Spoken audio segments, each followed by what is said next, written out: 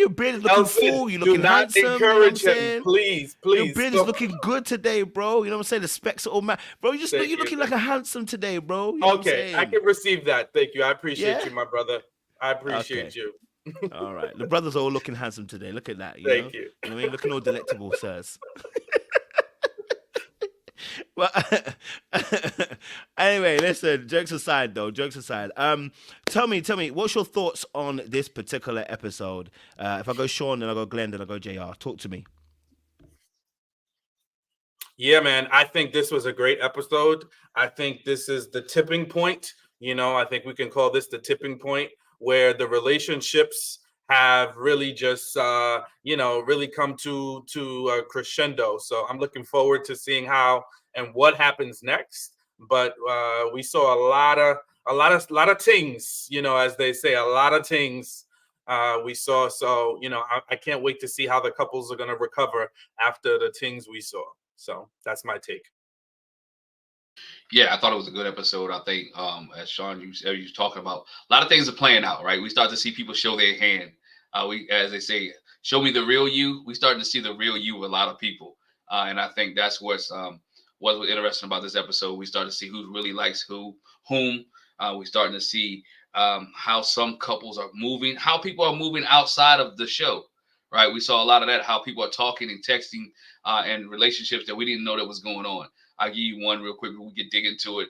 Who would have known that Laron and Vanessa was texting each other, right? That seemed like two different type of people in two different type of groups. But we start to see different things. Thought it was a great episode.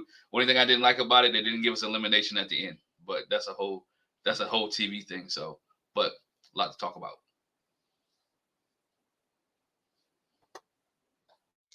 Yeah, I think there was a lot going on in this episode. I liked the way that when they all get together, you can see how they're interacting while seeing the person that they may be feeling, giving attention to someone else, which is, a feature of the show. So if people are getting antsy, getting jealous now, man, there's still more weeks to go. So, we want to see how they manage those temperaments as as we get close to the end. I also was a bit pissed that we didn't see an elimination at the end. And I think the two ladies up for elimination, won't name them for any spoilers who ain't seen the show yet. But I thought that they were down there for valid reasons. So, but overall, good episode. Like, lots to talk about.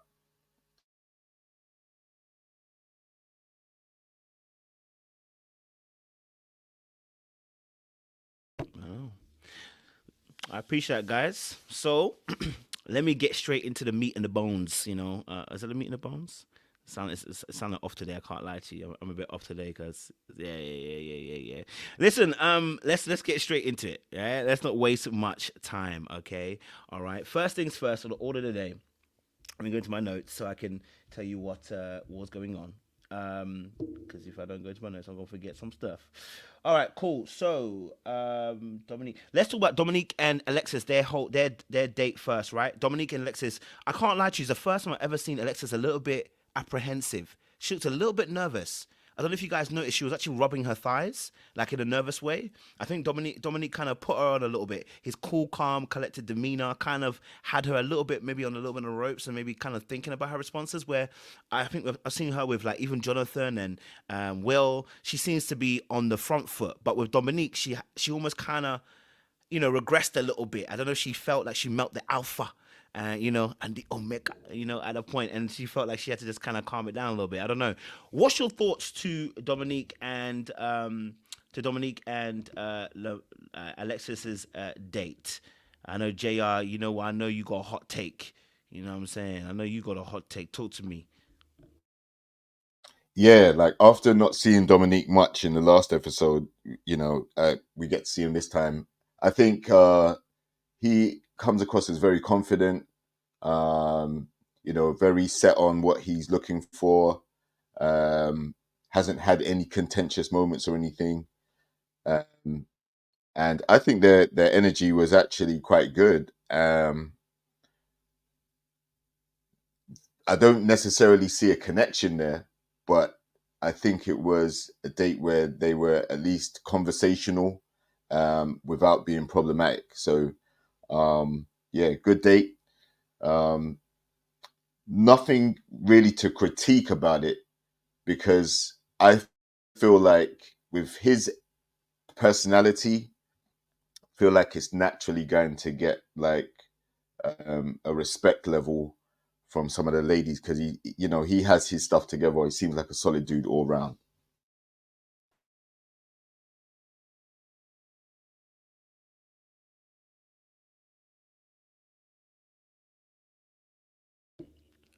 Who's next? Who's next? Seaway, it's good to see you. It's good to see you here. Nice and bright and early. We appreciate you. Glenn, talk to me. Talk to me? Dominique, Alexa's date. Talk to me. First of all, I thought the date was kind of unique, man. A stretch lab. I thought that was pretty unique type of date to go on. Both of you got getting stretched, but I think he, as you mentioned, being the alpha, or being his calm demeanor, the way that he conversed with her, the way they were having a conversation about grandparents and relationships and how they were looking for long relationships. I think he made her at ease, right? Would set her off guard, right? Because again, most of the guys are talking nonsense. He's talking some serious type stuff. He's getting into her mental a little bit, and she was like, you know what? This is different. This is not not Lamar talking about sex. All right, it's not Will talking about his money. It is something different. And Dominique was telling her what he really wants, what he enjoys, what his standards are, where he wants to go. And he was being funny. He was letting his hair down a little bit with the gas comments. You know, if I put I like to have my legs up this way. He was talking sex, but he was doing it really a little sleek, like a little really quick, really one jab type things. Nothing too deep, nothing too vulgar, but just a little joke where they can laugh it off. And she felt comfortable enough. It's like, hold up, I don't even know who I'm dealing with, right? Am I dealing with the right guy? Do I see them together? Probably not. But I do see Dominique letting her, she felt comfortable. And that's what I can say about that. She felt comfortable around Dominique, that she was like so comfortable that she felt uncomfortable. That makes sense. That she didn't know what to do, how to respond to the way Dominique was flowing. And all she could do was talk about her grandparents and what she wanted. We saw more of Alexis here with Dominique than anything else, because she's got a little bit deeper, because Dominique made he made the atmosphere more comfortable and conducive for her to open up.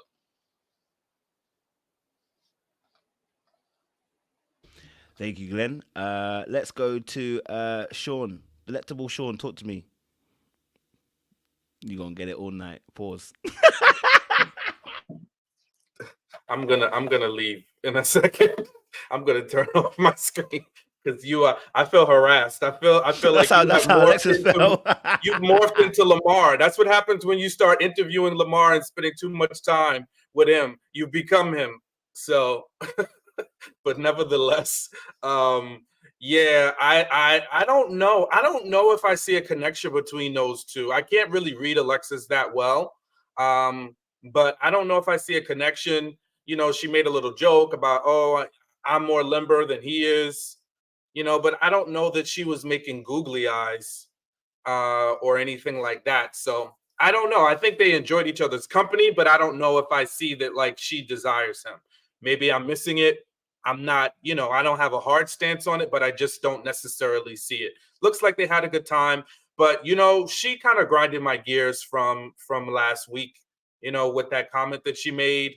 So, you know, I guess maybe I can't be 100% objective about her because, yeah, I don't really like that she, you know, got all too involved and started, you know, spreading all her business, spreading all the other ladies' business about Will. Yeah, I didn't like her run tell that. So maybe I'm not being objective. Go for it, Seaway. Sean, did you do something different with your beard? See, when I say he's looking delectable, people think I'm being taking a mick. There is something different today. I'm telling you, brother's looking spicy. I don't know. It's giving like almost a man of a particular age, but like on the younger part of it, it's giving just looking healthy with a glow, bro. Yeah, it's like a glow. I'm comfortable with my masculinity, by the way, guys. Okay, so you guys are. It is different. It is different. I'm not sure what it is. Anyway, moving right along. Thank you. I appreciate it. You know, I trimmed it a little bit. I don't know. I don't know. It's I got something. my Basquiat cardigan on. I don't know. Maybe it's bringing out my beard. I don't know. Oh, under the olive branch is his camera light. Y'all let me know in the comments what y'all think is different about Sean today. Because I'm trying to I figure it do have out. new lighting. Yeah, I do have new lighting. Yes, I do. So yeah. So maybe that's it. Okay. Well, y'all let us know. It probably is. Oh, the colors in the cardigan. Yeah, maybe it's like the black and white vibe today. Okay. Beard glistening. They said you got some oil, some beard oil. Okay. All right. So that's not what Kojo asked. We're talking about Beard oil is good. Yeah, the beard oil. A1. We're talking about this date with Dominique. I took notes. So I don't know what you guys already said while I was not here. I personally also like what Sean said. I don't see it for Dominique and Alexis. It was a very interesting date. I do want to try a stretch lab. There's a stretch lab down the street from my house. I really do want to try it. That was very inspiring. The thing about the gas and Dominique made me throw up in my mouth. I just thought that was really disgusting. I don't want to think about you putting your leg up and farting. I literally was disgusted by that. Actually, everything after he said he glad he didn't eat cheese, I was no longer paying attention to be fair. So I really just was not a fan of that nasty comment. It kind of made me sick. What I will say though, I was really surprised that Alexis grew up. She was saying with her parents, who I believe are still married and still together. You don't really see a lot of pick-me type women who have, two-parent households and parents are still together. I thought it was really interesting that her parents are still together, but the person that she's picking is Will. Will, who's on his FBI CSI mission to figure out what's going on down to the sleeping on the floor. So I thought that was interesting, but I didn't get anything else from this date. Hold on, let me verify because you guys asked me to keep taking notes, so I took notes. Oh, did we talk about him keep saying that she acts like a mother? Maybe we just started, baby. Okay. Why does he keep speaking of women as if they're just wombs? Everything he says is related back to somebody being a mama. That is not a turn on. That's a threat. Why every single time you open up your mouth, you're talking about that's a trait of a good mother? I feel like he's looking for somebody to just carry his kids. His obsession with motherhood is bizarre. That is my other note. Everything is related back to being a mama of some sort. Yeah, that's all I got. Very interesting date. He's womb hunting. That's exactly what he's doing.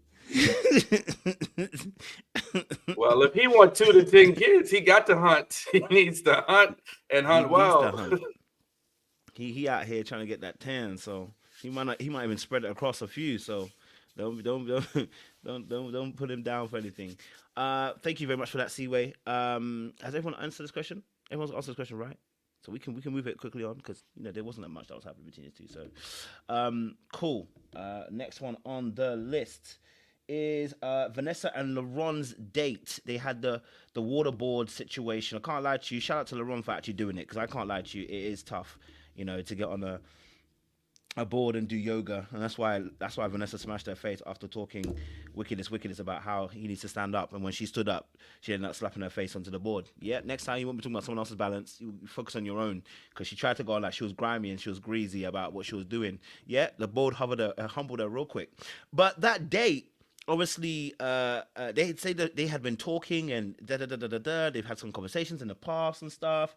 They had talked by text, by the way, not by call. And then, it turned into a little bit of a shenanigan game because at the end of it, what really happened was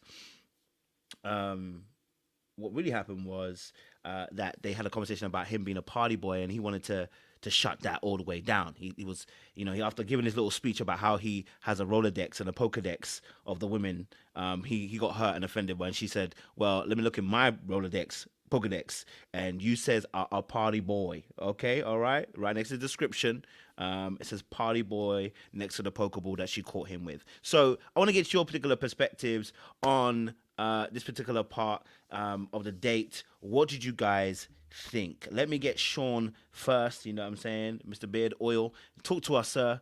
Okay, all right. Keep it smooth.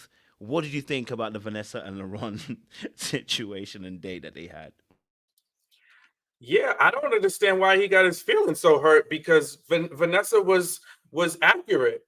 Um, you know, and she just said they just have two different lifestyles. I'm not sure, and this is why, I know we'll get into the Koshiea and Laron instance later, but I just find him to be on the immature side because if you are trying to really be serious, you know that you're out 3, 4, 5, 6, 7, 8, 9, 10, 11 times a week. And guys, I know there's only 7 days in a week, but it sounds better. So, and you're with a woman that has 2 kids, you guys are going to have a very difficult time merging lifestyles. So I'm glad, unlike Mika, who is a little on the selfish side, that Vanessa spared him. She said, "Hey, listen, brother, we don't have a lot in common." And he tried to explain, "Oh, I'm at lounges, bro. It don't matter. You're not home. You're out multiple days a week. And listen, it's okay. That's who you are. But don't try to say somebody is canceling you, from the, just prejudging you. It came out of your mouth. And guess what? You should be with somebody that's equally as social. There are tons of women who fit that category. Why are you upset and feeling like, oh, she doesn't want me? She's not giving me a chance to prove myself. Bro, like, no, you should be like, thank you, sis. I appreciate you. You are 100% right. We are not aligned. It's going to take a lot for you to settle down and all of a sudden jump into this position to be with the woman that has 2 kids and is managing her life around that. And you up and out and bouncing around like a bean, multiple times a week. I didn't get it. It had me befuddled why he was really upset about that. Like she just made this up. It's like nobody made it up. You told us what you're doing and it doesn't match with her lifestyles. And she explained it very clearly to you. So. Thank you, Mr. Beard Oil. Smooth as always. Let's go to Glenn. Talk to me. Yeah, man. I thought it was a weird combination anyway. When I saw them going out, I'm like, why are they together? Because they didn't have any, to me, it didn't like they had anything in common. I'm always a big person is just constantly texting you and y'all not having deep conversations. What kind of deep conversations do you having during text? Right? You ain't having too many deep conversations during a text message. Like he don't have time to call you and talk. So that's what I also knew something was going on. This was a production date. It wasn't a real date. It wasn't something that Laron said, you know what, I need to go take out Vanessa. We need to go paddleboarding. I knew that wasn't going to work out. The narrative of him being a party boy, he brought that up himself, right? That was your thing. You was happy that you wanted to go out. Now when people are talking about it, you feel some type of way. Well, you should have never told everybody that you go out from Wednesday to Sunday. How would they know unless you brought it up, right? Then he tried to flip it. I don't know if y'all saw how he flipped it. Well, I work from home. I'm always in the house all day long, so I have to go out and do something, go out. I don't want to be in the house. I know a lot of people that work from home. They don't go out 5 to 7 days a week, right? They hang out at lounges and clubs with their buddies and their partners.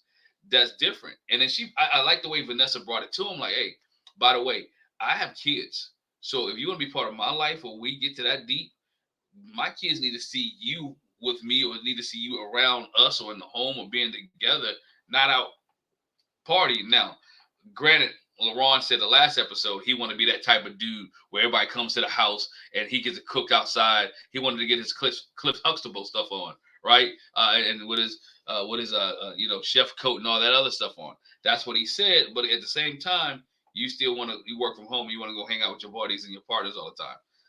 You can't have it both ways. This is never going to work out. I'm glad that she recognized that on a paddleboard situation, bro just couldn't keep his balance. It's tough. It's difficult. When you're a hefty type of guy, balance on water is unstable. So just like his relationships, they're very unstable. Laron is he's trying to fool people from what he is, but you're a party boy. You set the narrative, so now live up to it. You set the narrative what you are. Stay true to your narrative. Stay true to where you're at. And some people, a lot of the women are reading through it. They're not just looking at it by the way. Oh yeah, let's go. That's why Koshiea stopped talking to him. But that's a whole. We'll get to that a whole different little bit later. But him and Vanessa never going to work out, and Laron was just doing too much. His feelings were hurt, but it was true.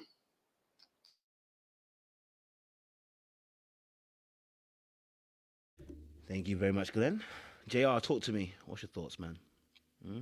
Vanessa and Laron, you saw her, Yeah, her head nodding. I definitely agree with all of that because he came out. First thing he said was, he's in the clubs most of the week. He had two ladies in the bathroom with him, showing off that side of his personality. He was leading with that when he first got there. I think after being in the mixer, seeing the crowd of ladies that are there, he realized that there isn't a party girl that matches exactly what he does. So now he's trying to conform a little bit um, uh, to try and not necessarily compete with the guys, but to kind of fit in with the lifestyle that the guys have, even though that's not him. So I think definitely the lifestyle compatibility will be an issue, as some of the ladies have children and are not out there like that. So also I have to take into consideration he is like still, I think he's 31 or 32, somewhere like that. So him being out in the club, no children, no strings attached, that's probably a place where he is going to go and try and meet girls and have his fun and all of that stuff. So I can kind of see why he would be out there. But unfortunately, you don't usually find long-term relationships with girls you meet in the club. They're usually fleeting relationships. And sometimes alcohol-fueled attraction is why you met in the first place. So yeah, I don't see a match here. Obviously, I think he has Koshiea. She said she likes him, and he seemed to be rocking with her up until this episode. They were rocking with each other. So I'm not sure what he even wanted to get from this date, because he's already kind of nailed his post to the mast with Koshiea. So yeah, no chemistry. But again, I'm not going to hold it against him because he's probably one of the youngest guys there, if not one of the youngest overall out of everybody. And everybody has that phase where they feel like they can be out in the clubs and enjoy themselves and have that side of their lifestyle explored before they settle down. Appreciate it, JR. Thank you. CCC, Dada Court. Wait, talk to me. Couple of things. I need OWN, if you're listening, I'm sure you guys are, if you decide to bring the show back or whatever you're doing. Please let these people know where they're going on their date. There is no reason why someone should be in full clothes or not in a bathing suit or whatever on a paddleboard. That was just so inappropriate and so ridiculous. Like, the whole date was distracting because I'm watching these grown people be in yoga clothes and not even that on a paddleboard in a lake. Like, what is the reason? Like, why? Like, why do that to them? Like, it just looked crazy. And if I was them, if I saw you gonna put me on water, I wouldn't have gone. You should have told me to put on a swimming suit. That's just insane.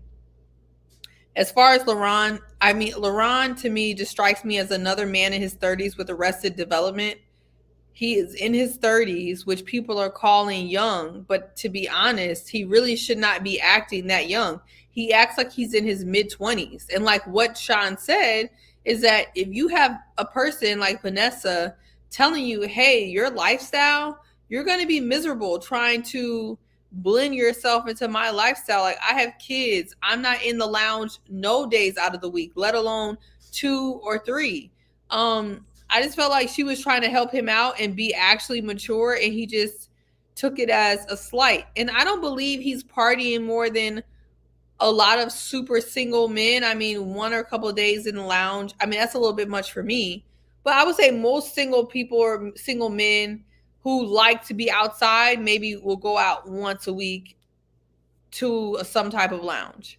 I just feel like for him, it's probably standing out because the people that he's with in this group are not probably doing that at all. And I also don't just say he's immature for this. I think he's immature from in the future when we're going to get to that. Just the way he dealt with Koshiea, I could tell he's not acting his age whatsoever. So, and then also, I'm not going to say that. Him flip flopping on that paddleboard was interesting to see. I'll leave it at that. I wish he would have had more balance, more center balance on that paddleboard, but that's not for everybody.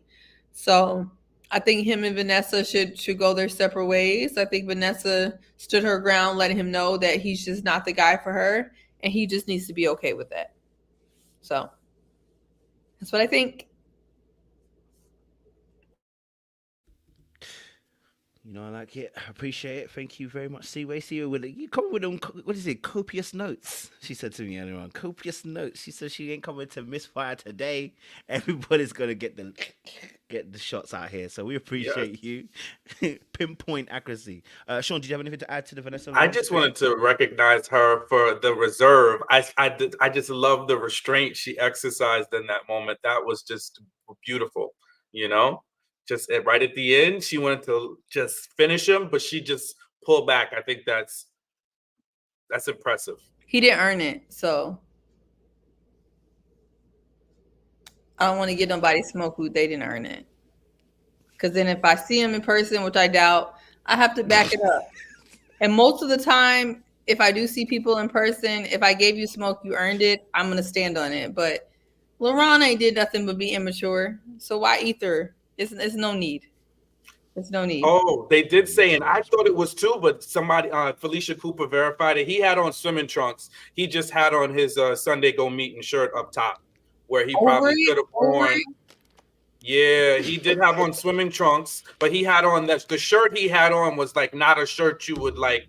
He could have wore like a swim shirt or a tank top, but hey, he probably didn't want his whole belly and stuff out on national TV, which I get, but the type of shirt that he had just made him look like he was not trying to go to the water. But forget him.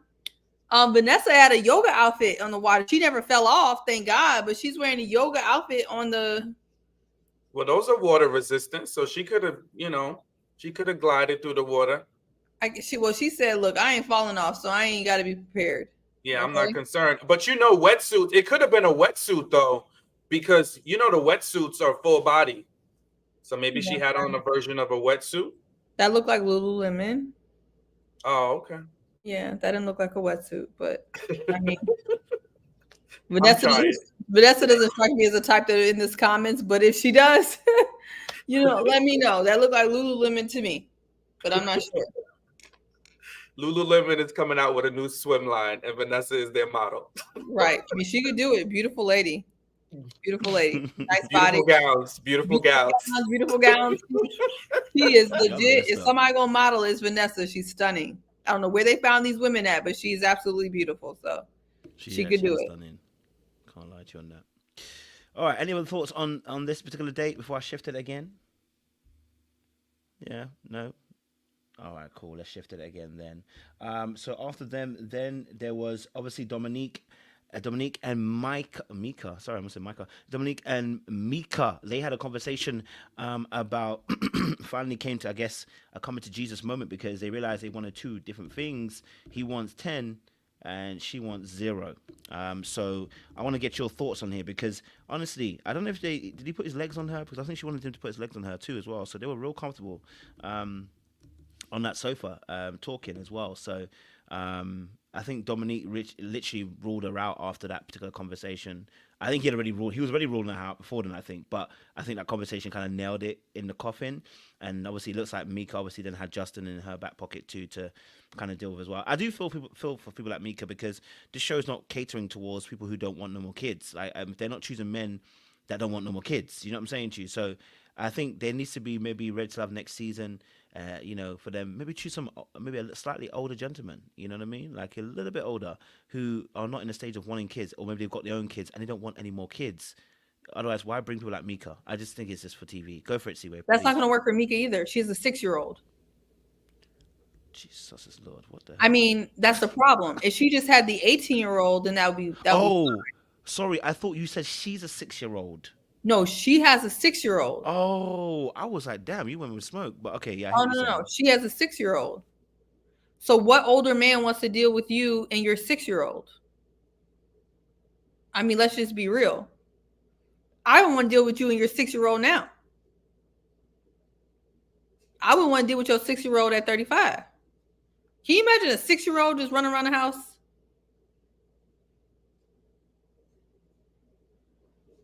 No. I can't imagine. Where's that baby daddy at? Where I am at.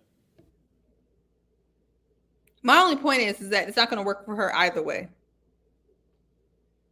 Her best bet is to try to get with a man who wants more kids so she can add her 6-year-old to the new baby. Because if I'm an older gentleman, I'll take your 18-year-old, but I don't want to deal with your 6-year-old. Like that's a completely, and that's the reason why I think she's probably tired, is because she had an 18-year-old and then took a whole decade plus and had another kid.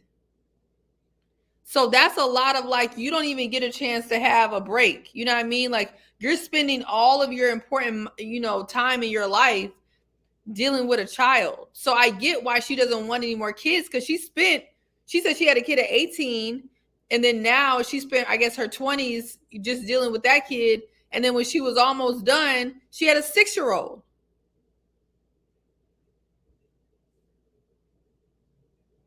She's in a tough spot. See what ain't playing tonight. The copious notes are coping. They are. They really are. Araba, welcome to the panels. Always good to see you. We. We love to hear your perspective on Dominique and Mika as well. Hey everybody. Yeah, I don't have too much to say on Dominique and Mika. I think Siwe did a lovely job. What I will say is I am happy that Dominique is not going to invest too much into Mika anymore. I mean, granted, she may be going home next week, so. But I think the conversation that they had was very important to some of the listeners. If you two foundationally want two different things, there's no reason to continue to pursue anything. And I think oftentimes in dating, we kind of like tend to see, we tend to say, yeah, we don't want the same things, but I'll see. I did notice, like Dominique mentioned, he would like kids, but he's still interested in having like a friendship with Mika. It's okay to completely cut things off, right? Like we don't have to act like we have to have a relationship or anything. You two want two foundationally different things. It's okay to just cut ties. So I'm happy that he pretty much is standing firm in his decision. And I do feel bad for Mika because everyone deserves love. And I wish that Ready to Love would do a better job of finding people that can like balance each other out. So the show might want to look into that a little bit deeper. But yeah, I think there's nothing, we don't really have to dive too deep into that situation. It's just like, there's nothing there.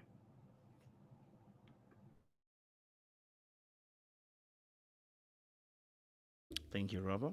Before you go. Naomi says some women have children out of wedlock first and then they don't want to do that again, so they have a big gap. That makes a lot of sense. That's not what happened here. She had a child out of wedlock, had a big gap, and then had another one. So that don't apply here. That's a big gap for no reason. I'm letting the ladies handle ladies. JR, talk to me before I move like Chaz in here. Yeah, I think just like we said about the previous couple, Laron and his situation. The thing with Mika is there isn't anybody that's at the same stage of life as she is, same age group, but she's got the children and all that stuff, and I don't think she's connecting with enough guys in a way that would progress to anything serious, which is why she's on the chopping block. I think Dominique was civil, cordial, and keeping it moving. There was no animosity, no beef. He respectfully gave her time on the date. He wasn't judgmental or anything like that. He just decided, you know what? Okay, I want kids. You don't. It's time to move on. I'm gonna shimmy and shake out of there. Appreciate it, JR. Thank you. Glenn, Dominique and Mika. I think everybody said it. To me, Mika seemed like, okay, I didn't have time for myself. I'm raising my kids. I don't want to add another kid to my mix, whether it's yours or not. I just want to be able to live my life, right? Have fun. The 18-year-old who's going to probably go to college, go to school, whatever, fine. Now I'm dealing with the 6-year-old, and I don't want any more kids. Now, you can come in and help me raise these kids or help me with this kid, because she was talking about Justin later when she talked to Justin, like, hey, I like a man who don't want any kids, but Justin like, yo, I'll be stepdaddy though, right? Which, he'll come in and help, but I don't want to have any more of my own.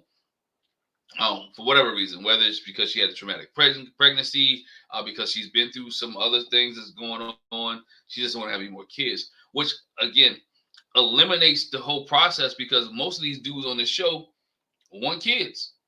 So you don't want kids and they want kids, you are already set up for elimination already, because again, nobody's going to keep dating you knowing that they're not going to provide a kid, unless you Justin. But I really think Justin wants kids, but he's playing the game. He's playing the game till he doesn't, but then he do. And Dominique was cool with it. He like, at first, but he wants 2 to 10, and you ain't giving him none. Unequally yoked, right? Unequally yoked. That's not going to work out. They're not walking on the same page, not agreeing on certain things. And you can't, kids, certain things you can change people's mind about in a relationship. Kids are one of the hardest things to change people's mind about when you're in a relationship, because some people don't want kids. They're hell bent on not having kids. We're not changing it. We're not doing it. It's not going to happen. And I think that's what Mika's set up at. She's set up like, you know what? I'm not having any kids. I don't want a guy who wants kids. I don't even want that to be a discussion in our relationship, except for the initial discussion. I'm not having kids. I don't want kids. How about you? Let's move on. And I think that's where she's at. I don't think she's going to find anybody on the show. And eventually she will go home. She will go home, if not next week, but she'll be the next one on the chopping block, because this kid thing is a big issue for her. It's a big issue for a lot of guys. And a lot of people want to have kids. So it's not going to work out. And like I said, Mika needs to grow up just a little bit, in the way that she delivers it, in the way that she converses with some of the guys about it. It's just not going to work out, in my opinion. Can I ask y'all a question, though? Yeah. Do you think Mika may be shooting herself in the foot by telling the whole world she's completely closed off to having children? Like, do you think there is, and I'm not saying that she doesn't have the right? Like, I think it's her body, it's her life. But do you think that before she's kind of shortchanging herself in the event that, like, she hasn't been able to build a relationship with anyone yet? So you technically don't know if you're gonna change your mind with the person that you get with. I do. I think she's shooting herself in the foot, but I also think it's too early to talk to somebody about wanting to have kids, and y'all not even, you only get like a week or two in the process, right? I think that's something that's when you're a little bit later down the road that you're talking about kids and things like that. I think she shoots herself in the foot early, see who else goes along with her. It almost might be sabotage too. Mika may realize that there's nobody here for her. And how do I go home? By telling people I don't want to have kids. But yeah, I think but that's her preference, right? I mean, I'm not going to tell her to have kids, but she wants a person who doesn't want kids with her. But I also think it's kind of selfish in a sense. What if you got a guy who you really like that's want kids, right? And you're telling him, no, we can't have kids. And he's like, man, but I really like you. Like, Dominique really liked her at the beginning, right? When she said he didn't want kids, he totally was like, you know what? I'm gone. Right? This is not somebody I want to deal with. So answer your question, yeah, she's turning people off. She turned Dominique off when she kept bringing, like, I don't want kids. And she was adamant about the fact that she doesn't want any kids. Yeah, I second that. I think the reason why the kids conversation keeps coming up is because she keeps leading with it. It's like as soon as you sit down with her, the first thing she says is, "Do you have any kids? Or do you want to have kids?" Like there's actually no conversation around anything else before she gets to that point. So it's clearly something that's on her mind first of all, and it's probably used to eliminate some of the guys from contention straight away. So she's not wasting her time. But on the flip side, you're showing these guys what your motivation is, and if they want kids, you're telling them from the offset that it's not going to happen. So I think she is shooting. I wouldn't say shooting herself in the foot, but her process of elimination is also working against her as well. And I could be wrong about this because some women know and they know they're done, and it's based on everything in their choice. But my gut feeling about Mika is telling me that this may be a trauma response to her experience in having the 2 kids that she had. And maybe, just maybe, if she found a really good man that she could possibly do this with or raise a child better than maybe her last 2 situations, she may not feel that way. She could be 100% done because she spent her 20s, her upper teens, her 20s, and her 30s raising kids, and she doesn't want any kids. And if that's the truth, I don't think that's selfish. The only time I think it's selfish if you're trying to twist and pull a guy like Justin into your situation. But leading with the fact that you don't want kids and that's your honest choice, I feel like you should lead with that because you don't want to get down the line and be arguing or debating about that. But just maybe she could be open to it if it was a better situation. But someone would have to interview her and ask her about what is her actual reason for not wanting any more kids. Because if she's had a bad experience or she's raised these kids on her own and she associates it with just struggle, stress, trauma, whatever it is, then no, she's not going to want any more kids. But that definitely could change if she was raising kids with the actual supportive partner. But I don't know. Like Tyra said, I wouldn't try to change her mind though. But I just wonder. I do wonder why she's leading with it, what her issue is, and what's the trauma behind it. Because something is telling me that there's some trauma behind her push for not being in this situation anymore. That's what I'm getting.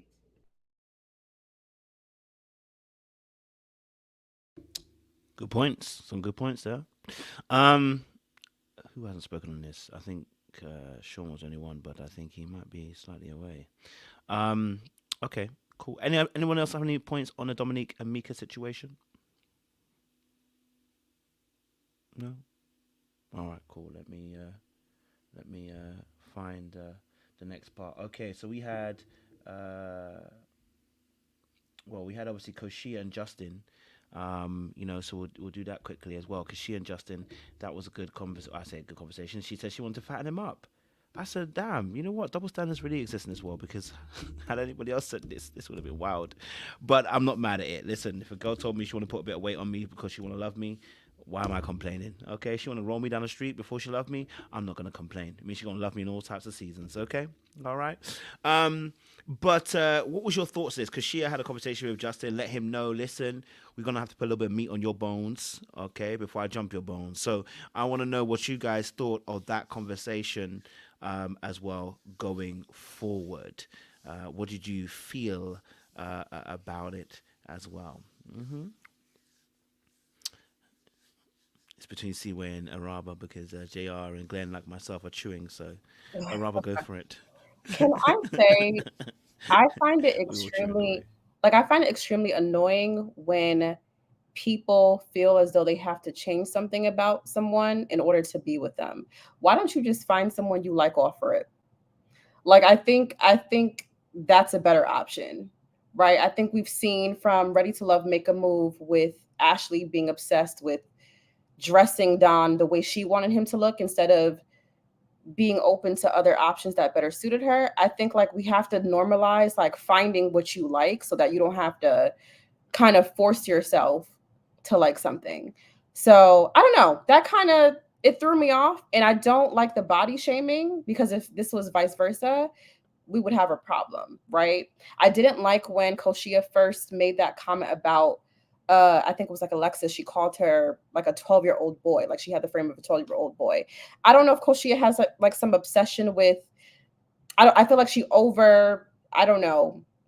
She like overestimates being thick or something. Like it's nice to be thick. I know that's in and like everyone loves that, but God dang, like it you do know it's okay to not be that body type, right? There's someone out there for everybody. So that really hurt my heart. And I, men are not as expressive as women, so who knows how he felt about that comment, but I thought it was unnecessary. I don't see it going anywhere. I don't know. I feel like Koshiea gives me mom vibes in that dynamic. And so I don't sense any chemistry. I just don't have faith in any potential with that dynamic. So that was just it. That comment really bothered me. And I want her to stop talking about other people's bodies. Robert, you don't think Alexis had that coming? Alexis is not innocent and I don't care for the girl, but I still didn't like that comment. Because it was in response to her acting like she over-sexualized herself and her body and the way she dressed and acted. So maybe I have to watch it again, but I do remember feeling as though that comment about her body was uncalled for. And I think like when we say things like that, people indirectly catch strays, right? Because you could have an audience watching that is shaped the same way Alexis is, and that to me is a problem. Like I feel as though that speaks to a much bigger thing outside of what she's calling Alexis. I think like you're showing your disdain for people that have that body frame. So for me, I think it kind of went deeper and outside of like that dynamic. But I need to watch it again and see what the whole situation was. I just remember being super bothered by that comment. Well, I wasn't. I thought she had it coming. I would have added more to it, to be honest. But I do agree when Koshiea came out talking about he should gain that 30 pounds. My first reaction was like, wow, this is a lot. That was my first reaction. Do I feel like he was bothered by it? To be honest, no. I don't think that he was bothered by it at all. So I really don't want to spend too much time on it.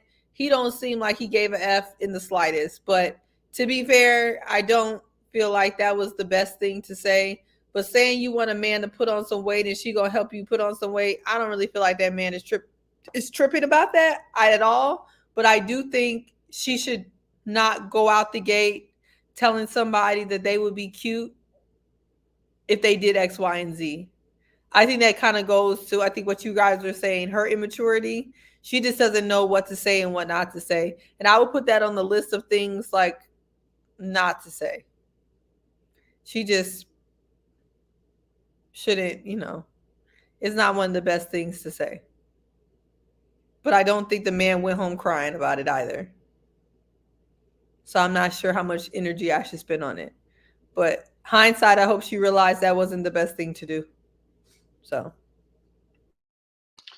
Yeah, I mean, I felt that way. I felt kind of cringy when she talked about it. First thing came in my mind was double standard. Like, if a guy told a woman, you know what, I need you to put on about 15 more pounds. And if you look at Justin's comment, he said, yo, I lost 15. I lost 10 to 15 pounds. Like he said, I lost 10 to 15 pounds. And so we don't know, because there are some men who are self-conscious, right? There are some men who have lost weight different ways, whether gastric bypass, working hard, all those type of things. And so he's a PE teacher. So maybe he wants to be physically fit, want to keep himself in shape. So we don't know if he teaches high school, middle school. It didn't really say, just as PE teacher. If he's a high school PE teacher, he might run games with the kids, right? He might run ball with the high school kids every once in a while in the gym. He wants to stay in shape. He wants to stay fit. I also felt the motherly vibe too. Like, boy, let me fix something to eat for you, right? Let me go cook you something. Let me provide you with a meal or two. But if that's her way of leading in the conversation to make somebody want you, she went about it wrong, right? Because you don't talk about somebody's features as the first thing that you do when you're trying to get with them. Oh, by the way, you're so skinny. I need to fatten you up. Like, fatten me up for what? The slaughter? For what you fatten me up for, right? I'm comfortable where I'm at. I'm comfortable with my own skin. If it reverse, you to say, you know what? I like you, but you know what? You need to lose about 10, 15 pounds. We'll be going crazy. People be like, oh, how dare he say that, right? How dare he say that? So again, the double standard is there. She has to watch what she say and how she say it. I do agree with Seaway. He wasn't bothered by it that he showed, but again, I worked hard to lose 10 or 15 pounds, and I'm not trying to get fat enough for anybody else. So let me keep my routine going on. If he would have came back, like I said, if he would have came back and said, you know what, I'm comfortable with 10 to 15 pounds I lost. Let me show you how to lose 10 to 15 pounds. We'd have been like, whoa, everybody would have been upset and mad for him coming back like that. So again, double standard. Not spend too much time on it. It's just one of those things. She said, he blew it past. And just, it was weird. It was kind of weird. And double standard was the only thing that came to my mind. Yeah, I feel like it's definitely a double standard. Wrong comment to make, because she said that probably in jest, like probably to say, yeah, you too small, kind of like belittling him a little bit, playfully maybe, I don't know, but still, it's a shot. And if he was sensitive about that subject, then that could have gone left very quickly. As we've seen, there are some guys who are more reactive. And, when guys react like that, then they're quickly called sassy, petty, and all these other things. Thankfully, he didn't do none of that. He took it in his stride. And as he is a PE teacher, it's better for him to be 15 pounds lighter. And if he feels that that gives him more confidence, or he's happier in that way, she would never have known that unless she threw that out there, right? And so I'm glad he kind of set her straight, but not in a mean or malicious way, just kept it moving. And like Glenn said, weight is a sensitive subject, but it's also something that fluctuates. At different stages in your life, your metabolism goes up and down. That's something you can't help. You can do things to influence it, but you don't know why he was big in the first place. And you don't know if there are any underlying factors why he lost the weight. So my point on that is it could have been, a personal battle that he's had to face, and it would have been an insensitive comment if he took it that way. On the other hand, I don't see a connection there, because the fact that she came out with that statement, that comment, it kind of means that, she ain't feeling him in his current form. Like the way he's presented at the moment, the little dude, corny, maybe a bit boring. We need to liven you up a little bit. We need to have you eating more, putting on weight, coming across more, all of that type of stuff. You're trying to customize him already, and you've only sat down with him for less than 5 seconds. So I think it's a little bit critical, a little bit judgmental on her part. And as volatile as she can be, as we've seen, it wouldn't have been the same way if it was reversed. So definitely see the double standard there.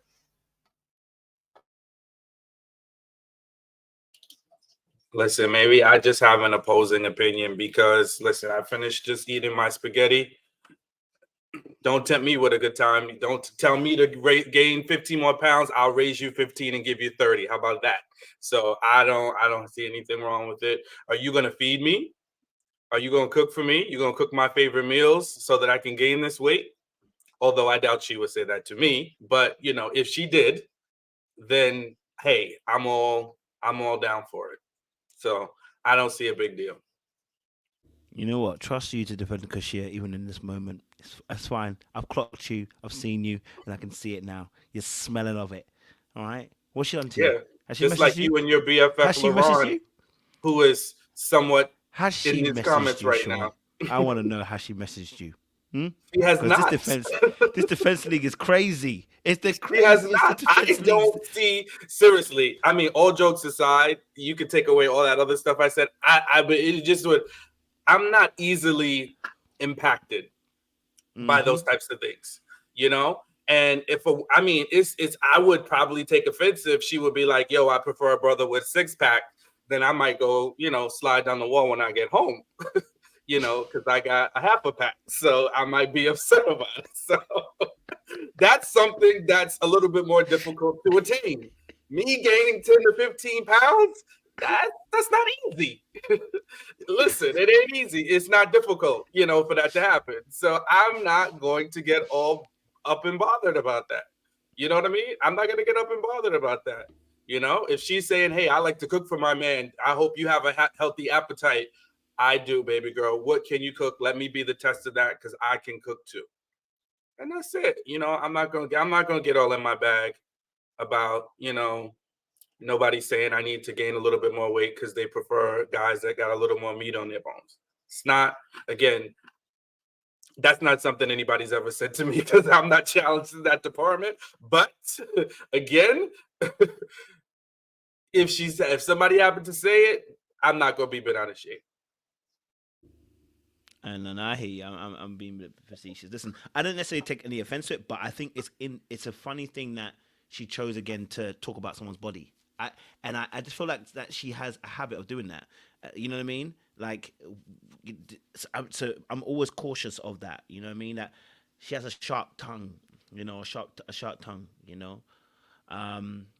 So I just think I'm always careful of that. So it may have maybe some people might have been a compliment. Some people might not have been. We don't know how he truly felt. Like he said he had lost weight, and then for someone to say to you, you can gain an extra 15, you'd have been. It's like, in a sense, you gain a 15, and you'd have been. You look sexy to me. You know what I mean? Like I can see how that can also look, like how that can sound bad to somebody as well too. So, and I won't even say they're sensitive. I just say that just for them, that may be that they didn't like that comment. It wasn't the craziest one, Yeah. but I just think it's a part of Koshiea's energy. But go for it, JR. I think that might actually be her appeal with Laron, because he seems to be about 15 to 30 pounds heavier than my guy. So, maybe she likes a tubby man. That could be it too. I hear that. As the AW said, listen, some people are small, and so they might have been triggered by the comment. I totally hear that. You know what I mean? I totally hear that. That's fair. All right. Let's shift it on. I think we've done her justice on that particular part of the conversation. Let's talk a little bit about Maya and William. They had Maya put the pause on William again. I'm telling you, she put the pause on that brother. That brother thinks he's got a chance. Okay, listen now. I don't know. Maybe that girl has got the darkest ass I have ever seen on this show. I mean, she smiles, and you gonna be locked in because William is locked in. I don't know if you noticed, right? On the couch later on when they're playing the games, he had his hand around her, but she had created distance. Maya's very conscious about the way she moves, so his hand was around her, but she had still created a little bit, just create distance. Like, you there, but you're not touching me, okay? But obviously, they had a little bit of a day. They took some photos. Pictures kept coming out dark. I think the good Lord was trying to tell them something. But anyway, what was your thoughts to that situation? How did you read the Maya and the Williams situation? Do you believe he's got a chance? Maybe I'm being a bit too hard on Maya a little bit, because by saying that William hasn't got a chance, maybe William has got a chance. Maybe she likes the men on the more thicker side, just like our good sister Koshiea. Okay, she likes the cornbread type of man. Them, you get me? So maybe that's what it is. I want to get your thoughts on the Maya and William situation. Sean, you look ready to go. Why do you look so ready? You look ready to go, sir. Yeah, I don't know. She's another one. You can't really tell if she's just being friendly or if there's genuine interest. I do think that amongst the fellas, William has the best vibe. He's got the best energy. He seems to have the right conversations with the women. I enjoy watching him, when he interacts with the women. I think he asks good questions. He gets good banner going. He's not creepy and inappropriate. So, yeah, I mean, could it be? But I can't tell because Maya is like one of those women that's like always going to be nice, So you might not know if she really likes him or not. I think it would have to be overt. Like, she was pretty clear about Lamar when it was when she was, commenting and doing her confessional, but I can't tell with William.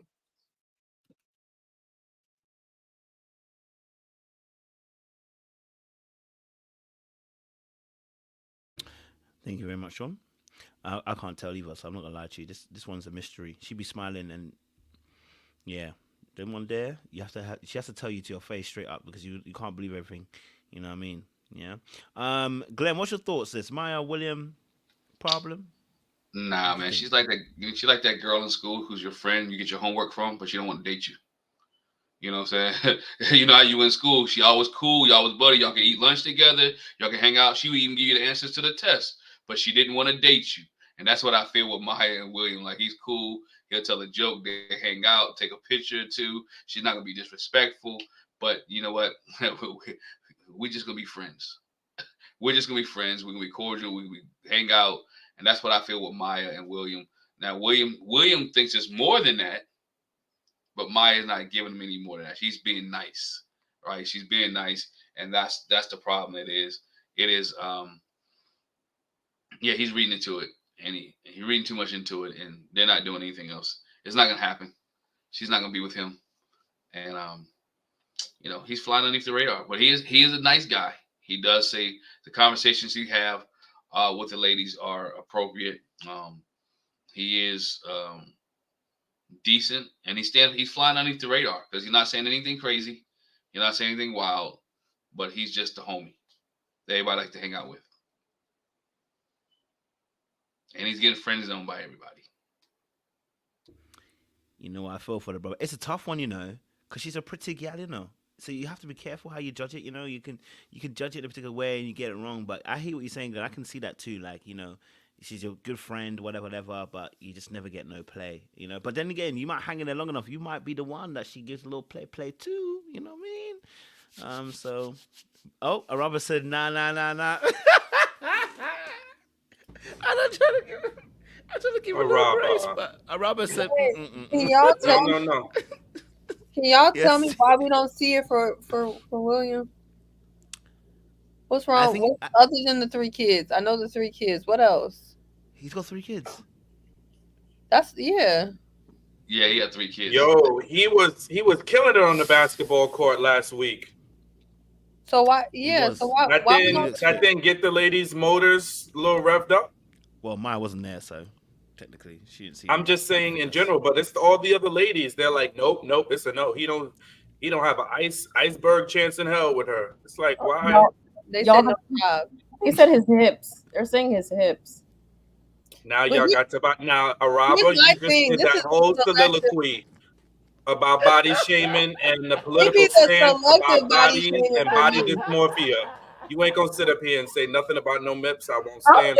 I'm reading the chat. They are saying that his hips are. Yeah, but you repeating it and it don't sound good. It sounds like body dysmorphia. It's giving body dysmorphia. I'm not the bad guy. Okay. Coach, I hate you so much.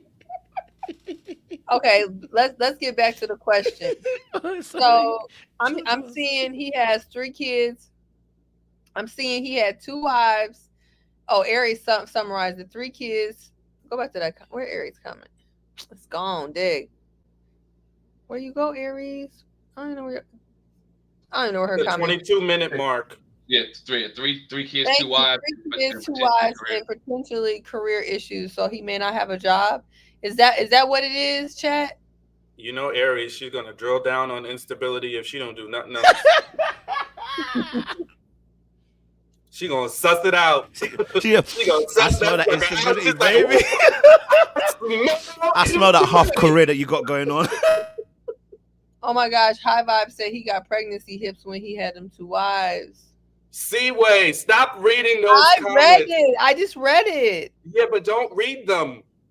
I'm not the one who said I don't body shame. I do body shame, so I didn't say that. But it's not. Seaway, this is horrible. You were doing so well.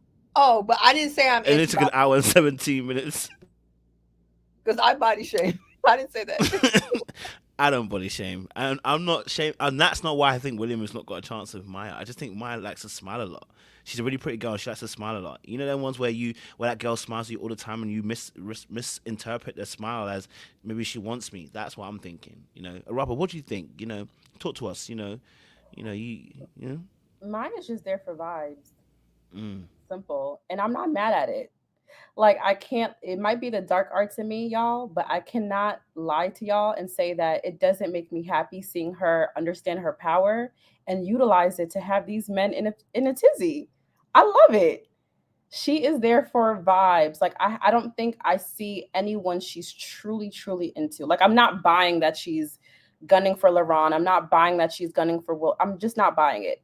I think like Maya knows she's a bad chick and she's working the room, and I'm okay with that. So that's pretty much how I feel about it. I love it. I love it. Get your reparations, sis. It got to be. Maya seems like a person who's about her funds and her finances, and I think she must have discovered something about Will that, as Aries says, must give instability. That is my guess, because, but we'll see, right? Because Will's like vibe and composure and demeanor and maturity, I feel like, is way beyond most of the other dudes on the show. The way he talks to you, the way he holds conversation, he really seems to be one of the better catches on the show, which is what keeps giving me pause as to why he seems like one of the better catches, and people are not really checking for him, which is why I kind of asked that question, like, what is it that I'm not keeping up with? But y'all answered it, so I'm just keeping note of all these people talk about his shapewear in the comments, because if I hope y'all are not the same people talk about y'all don't body shame. Just come to my side of the woods and just admit that y'all body shame. Some of these comments are wild. I do not want to see y'all saying It's so wild in the future. Just say y'all body shame selectively. So That's it. Listen, William is doing a great. Can we talk about? I think, because y'all be I telling think- us all the time, right? So now stand on your peg, right? Stand on your throne. And your point, we grow in attraction. It's not about that. It's about the character. This man is leading the charge on how to navigate dating these wonderful women on Ready to Love. And all y'all in the comments want to do is talk about his hips. But meanwhile, y'all be the first ones to tell us, no, we don't look at attraction like y'all guys do. Y'all be the ones that just always look at attraction. We don't need that. It don't matter. It's about his character. Yeah, I'm not hearing nothing about his character in these comments. Mitts, hips, and shapewear ain't got nothing to do with a goddamn character.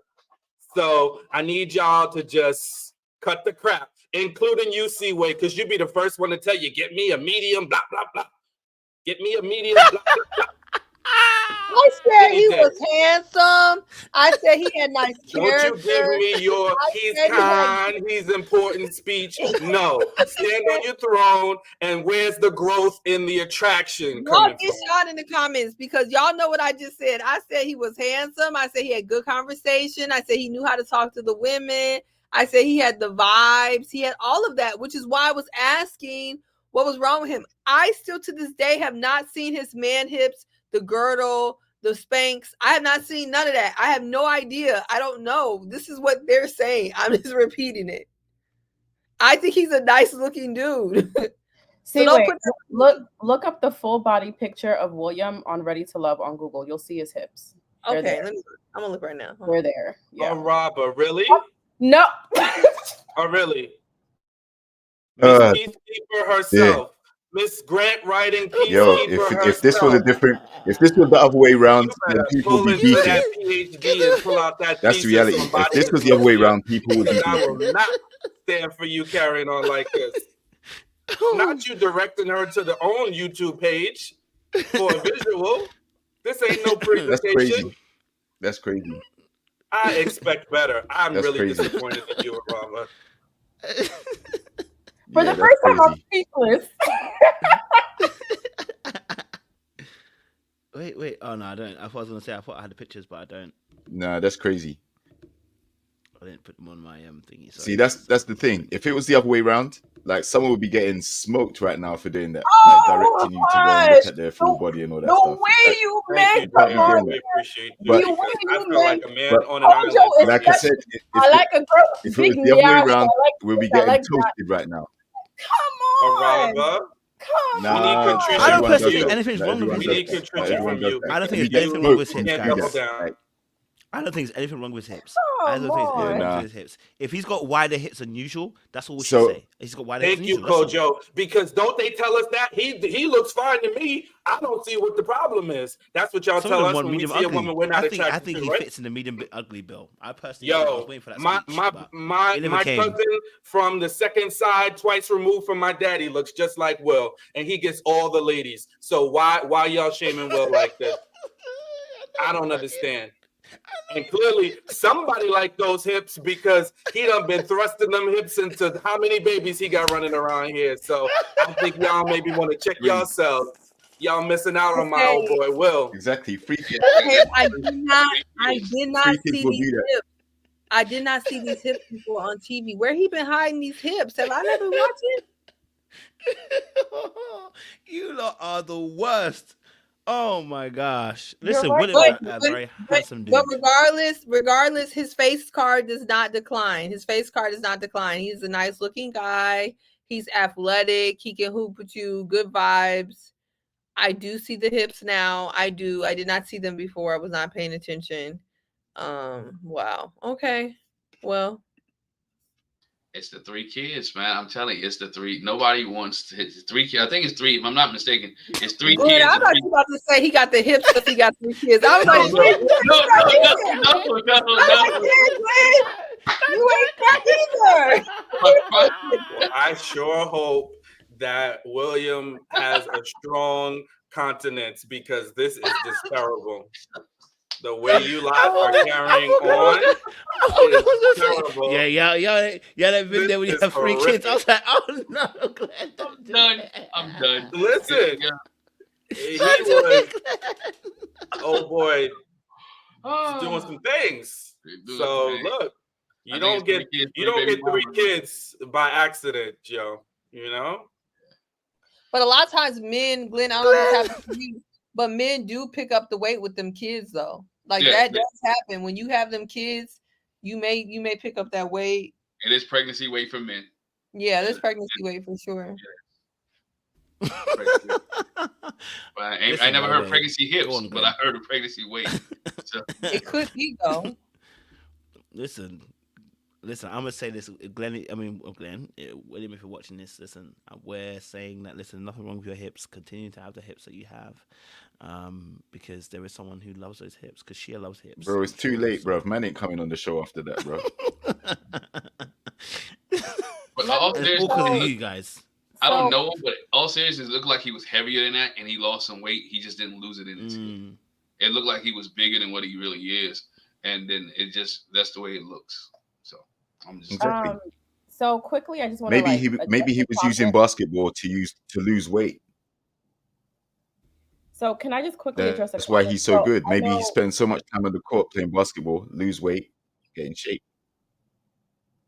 Can y'all hear me? No, that's it. Yes, we can hear you. No, Yeah, we're waiting for you to say something. We Go waiting for an ahead. apology because we don't hear nothing but womp, womp, womp, womp, womp, womp, womp, womp, until you say, "I'm sorry for shaming him." I'm getting there. Cool it. Bring it a few notches down. But so let me address a comment, right? Because earlier on the live, I did say body shaming was wrong. I still stand 10 toes down in that. I was simply pointing out that the comment was saying he has hips, and he does, right? A blind man can see he has hips. And while he has hips, that is not particularly for me. That's not particularly for people like Koshiea or whoever, or Maya, whoever. And it's okay. We all have preferences. So me pointing out the fact that this man has hips does not mean I'm body shaming it. It's just simply not a body type I'm going to date. So What? Oh dear. Where was the apology? Because you said you were getting to What? someplace. That what was is the it? double down. You What just is it doubled with down and speaking clarified what you said. Are you kidding me? No, That's Alexis what you is think. I double down because I don't see a problem in me not preferring to date a man that has hips. That's not body shaming. that. How is that body shaming? I hear that. No. Body shame is the comments that come with doing that. It's the So, extra. That's the body shaming so part. You can have a preference, but it's when you're paying particular focus to someone's body part and then making light of it. That's different. You know, there are some girls that like tubby guys. Maybe he was big the whole time and still attracted those women who he had children with. But for some people, it may not be their cup of tea. But it's when you add extra comments, like I said, if it was the other way around, I might say, yeah, I like this girl's figure, but she has a big fupa in front. Then someone's gonna have a problem with that because they might have a fupa too or have weight okay. problems or whatever, and it will be seen as a double standard. So I get that. Maybe it's different for me because if a woman has a big butt, right? I'm gonna say, damn, look at her big butt. I'm pointing it out. That doesn't mean I'm necessarily making fun of it or But what have you. You can't hide the fact that's that you're something that some guys find attractive, though. That's different. Like, understood. have you ever heard a woman say, "I like that guy's hips"?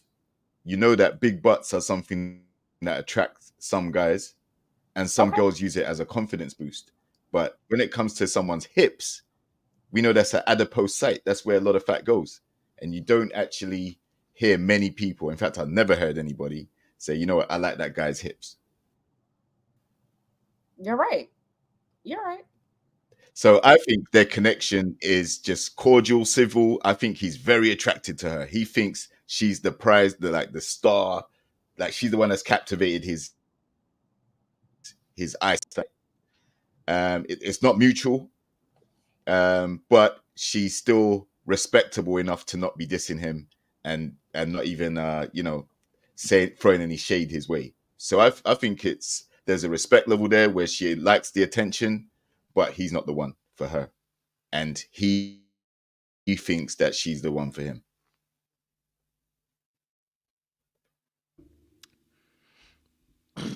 William's an attractive man. We can just move on. I think he's a nice looking I know guy. he is. Yes, and I will clip this part up too. Say it again so I can clip it up. I think William's a nice looking man. I've said this for now four live straight. So whether or not he got whatever he got, don't matter. We all got something. Okay. So his sum is his something. I still think he's a very nice looking guy, which is actually, if we can go off of what we were saying before and go back to my original statement, because I do think he's a nice looking guy, is why I was asking why people don't seem to be rocking with him. And I guess that's how we got the toxic tangent. But I was just trying to figure out why people weren't necessarily rocking with him, because he is a nice looking guy. And he seems like he has good conversation and he's very respectful. So we'll just leave it there, because he ain't did nothing to nobody. So I hope he don't feel bad after watching this back. But I hope he has thick skin and he know that we be talking trash. It's okay. He's beautiful. Listen, I've got hips as well, William. So don't you worry about that. Okay, we both got a little bit of hips here as well. All right. The ladies quite oftentimes tell me my nash is too big for a man. Listen, and it takes the ladies away from me. So I totally understand where you're coming from. Don't you worry. And I can imagine myself losing some of the feminine people who want me as well. So don't take it too seriously. All right. I have hips as well, so don't worry. Let's. Why are you looking at that, Sean? Why are you trying? You look like you disagreed with me, bro. No. Okay, fantastic. All right, cool. Let's move it on then. Legs, hips, and body. All right, let's go to the next one. We're going to talk a little bit then about Koshiea, Jonathan, and Laron. I said Koshiea. Koshiea. And Laron's situation, sorry, because that was the next big one. This is probably where the argument might kick in a little bit here as well. Okay, first and foremost, let me just say this. Chaz, I don't like what you did. Okay, I don't like white knights. Okay, they tend to come in there white knighting, all right, and really aren't that white. Okay, so personally, I was not a big fan of what Chaz did in there, coming in there and took a side straight away.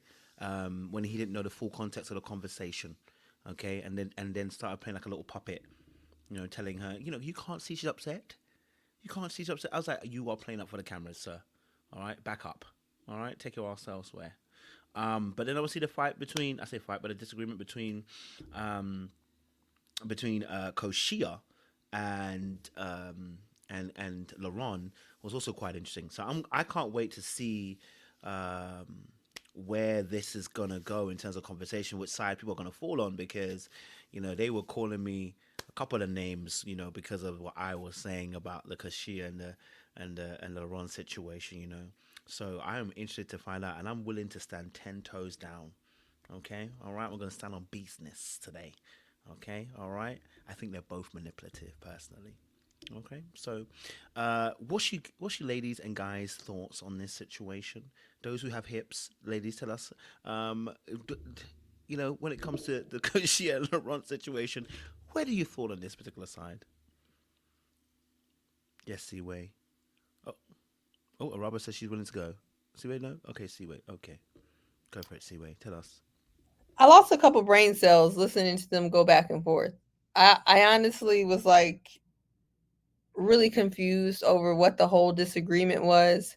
I'll take it one by one. At first, I'm listening. I'm like, okay, Koshiea is playing in his face. That was my first thought. I'm like, she's playing in his face. She's not giving him a direct answer as to why she had fallen off or why she was distant.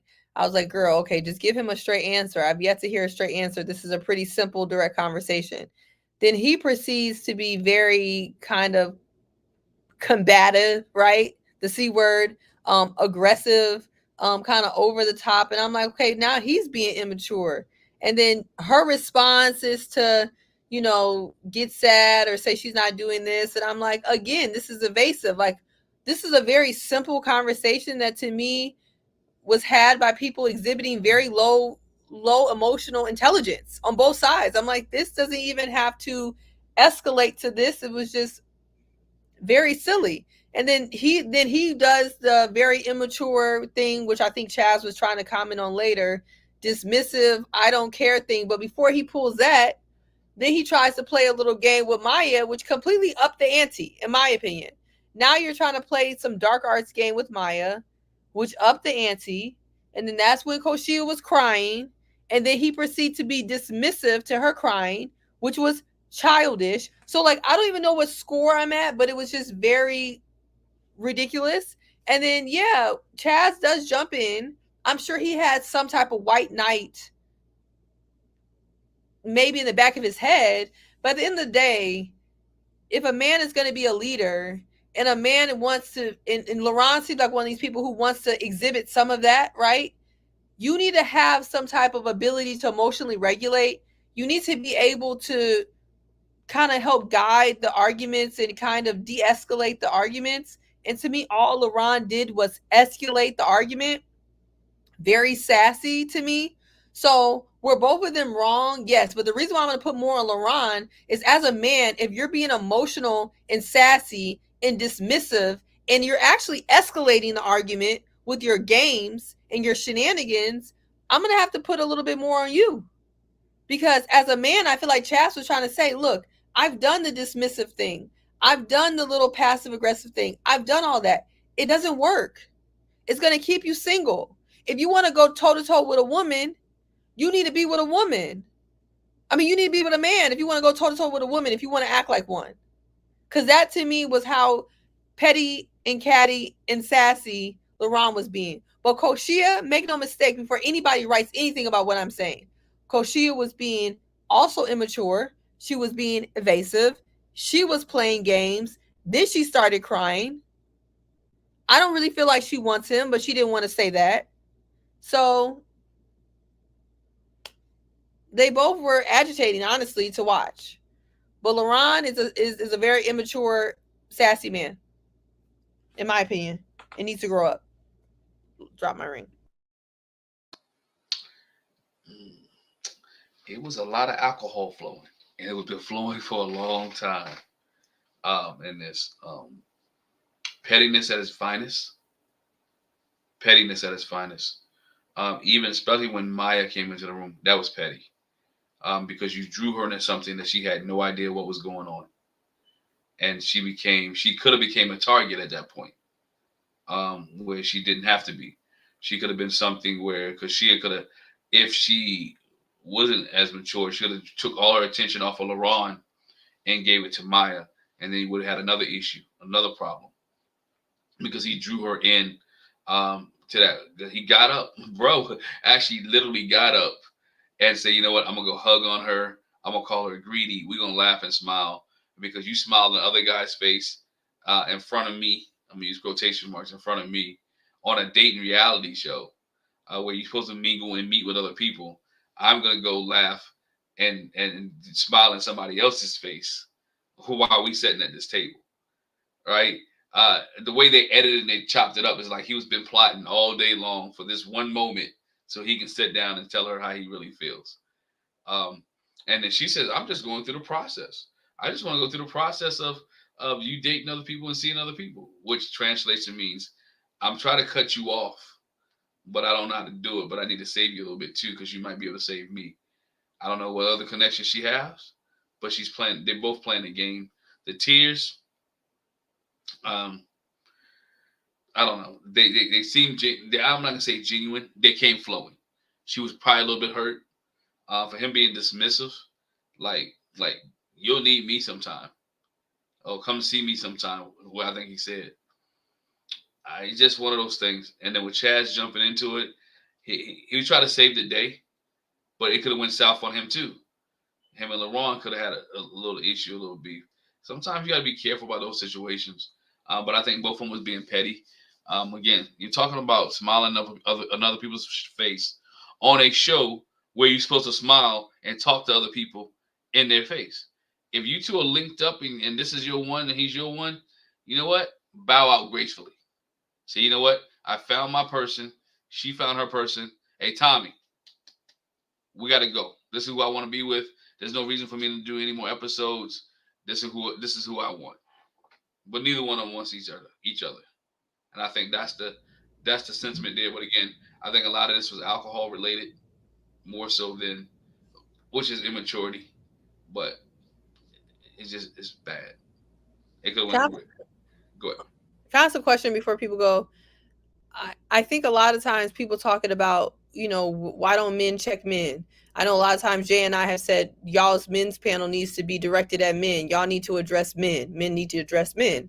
And I understand that Chaz was being a little phony, possibly disingenuous. But I'm not going to lie and say it was very nice to see a man step up and have a conversation with another man. I feel like that's very needed. Whether it was disingenuous or whatever it was, they can work that out between the two. But he saw a woman crying, whether those were fake tears, real tears. He saw a whole situation being escalated, whether it was alcohol involved or not. And he stepped in as a man to de-escalate. Isn't that what we want men to do?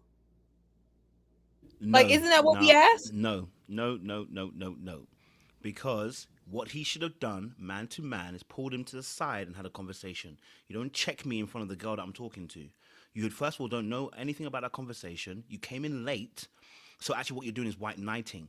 See, if you're a man's man and you're around men, and as a lady you should pay attention to this, when you see a brother do this kind of stuff, you want to call something sassy? He's about to be sassy to you later on. Because really and truly, as a man, you should understand time and season. If I know Sean's having a conversation with, unless I know Sean personally, right? And even then, I'll be like, Sean, let me talk to you aside. I'm not going to be like, can you not see your girlfriend is upset, bro?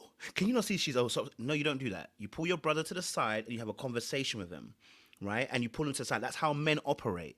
When men break protocol like that, I'm telling you, you'll find out later on how he really is. I'm not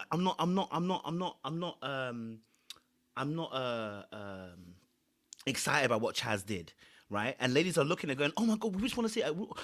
It's not what we want to see. Men checking men. Yes, check them. Not that part. Not that part. Oh okay, yeah, you're right. That part I do know. I do know what you're talking about. Yeah. That part I'm forgetting about. That part was white knightish, and that was kind of like a little bit Kienes Mas Macho there. I was more referring to the conversation on the side. I thought was really refreshing. And maybe he would have took it better if he didn't start with the white knight part. Because I don't see a lot of times in this show, in the history of this show, there's been very few times, despite the outrageous stuff men have done on this show, where we've ever seen a man come to the other man and be like, hey, you could have handled that a little better. I'm big bro. I spent a lot of my life trying to fight every battle, do everything, debate every point, and it got me nowhere. And I thought that was really refreshing to see, big bro to little bro, that conversation. But yes, the stuff at the table was a little white knightish, and I don't disagree about that at all.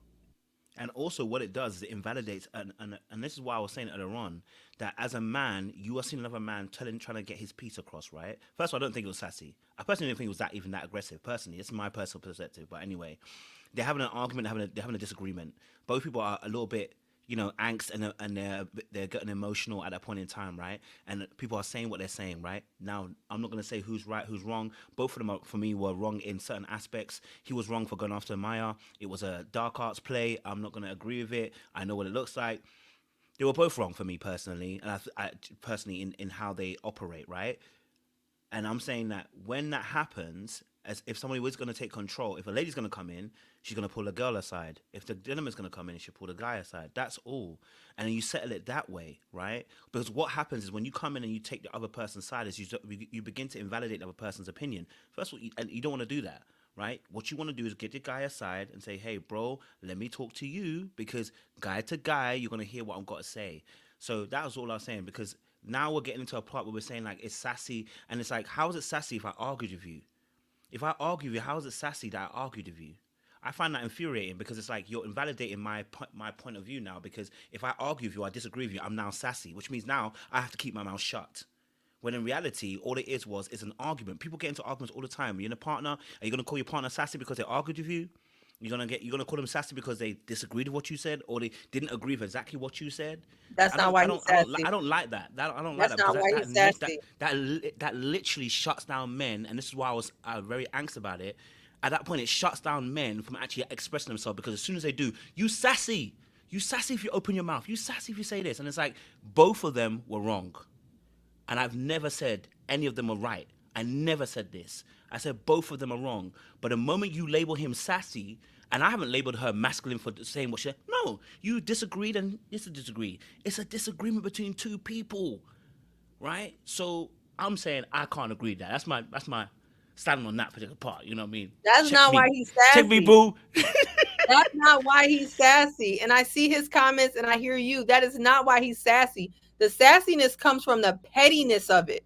The sassiness comes from the escalating the argument. You guys, he had a legitimate disagreement. He brought a legitimate point to her about why she was changing up on him.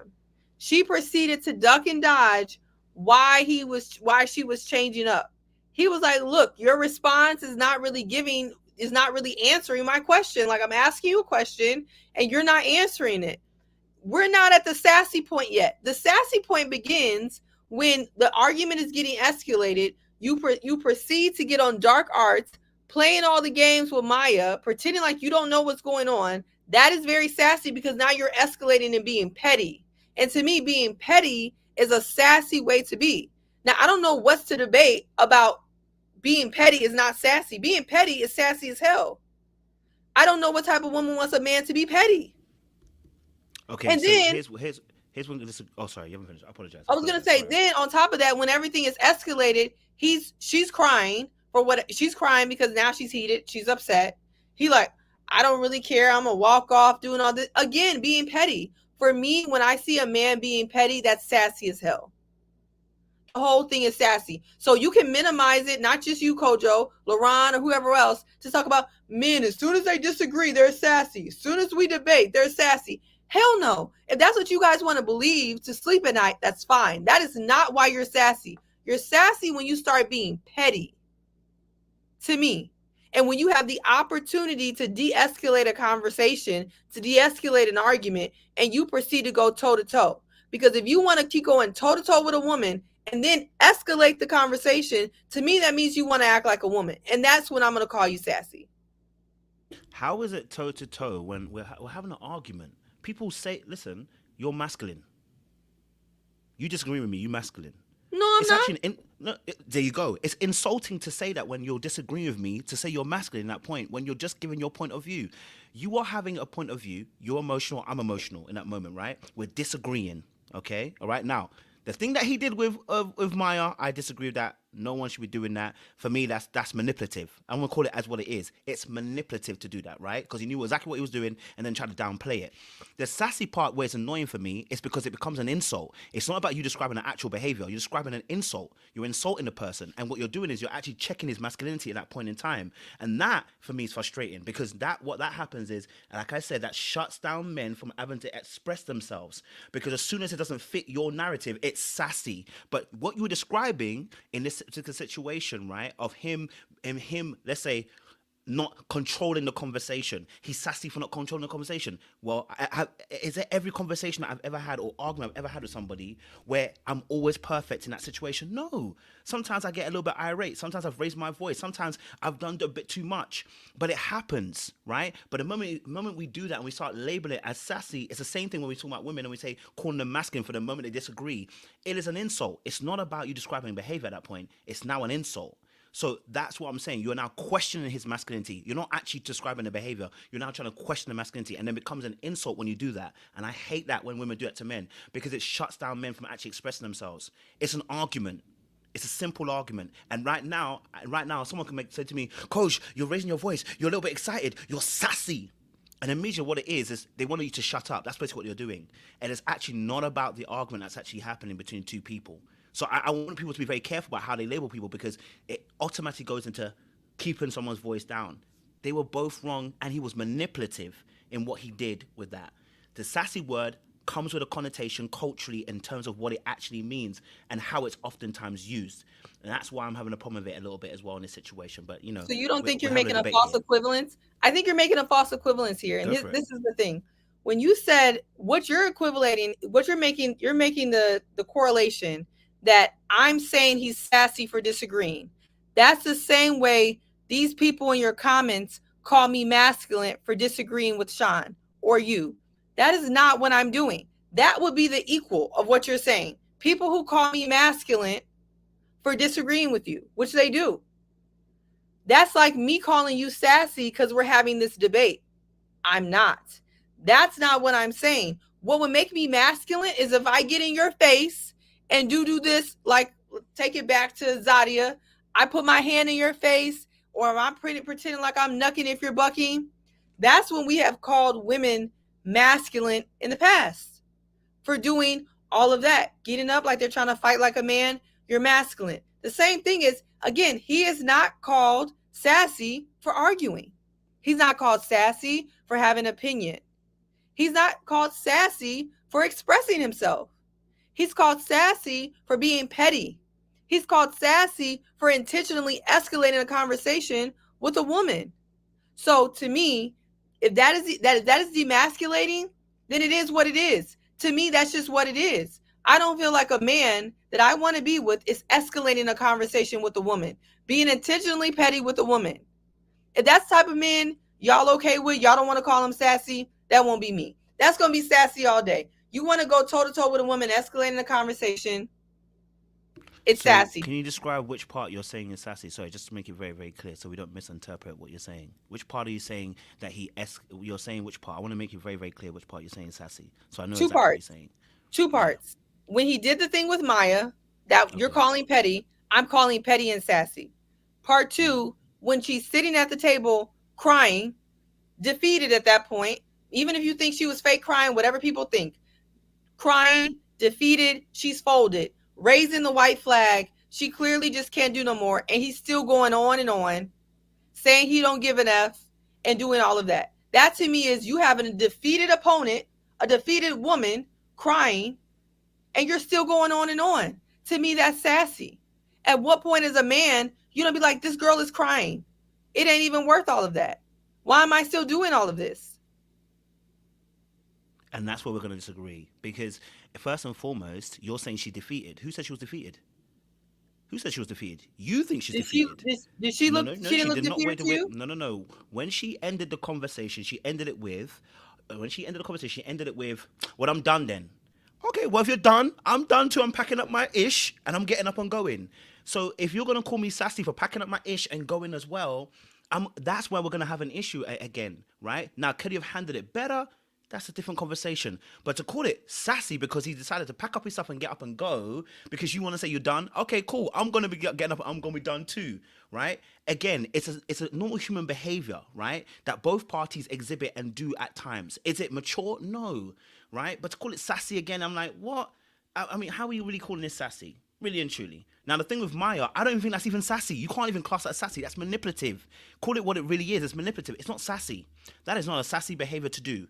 Okay, so when you go and manipulate by using a separate party to go involved, yes, Sean, jump in for me. Go on. And by the way, anyone else can jump in. It's a bit of a debate. Yeah, right I was now. just waiting my So turn, whenever but you're go ready, ahead. jump in. You know what I mean? Okay, you know me. I'm definitely waiting. Too. So sassy is improperly forward or bold, fresh, impertinent, impudent, overly bold, saucy, smart, wise, forward, lacking restraint or modesty. Sassy. Where does that apply here? So I'm just waiting for the application. I defined the word for you Yeah, I'm just trying to to put it where into does it apply here? context. Go ahead, say it again. Where does it apply here? Sorry.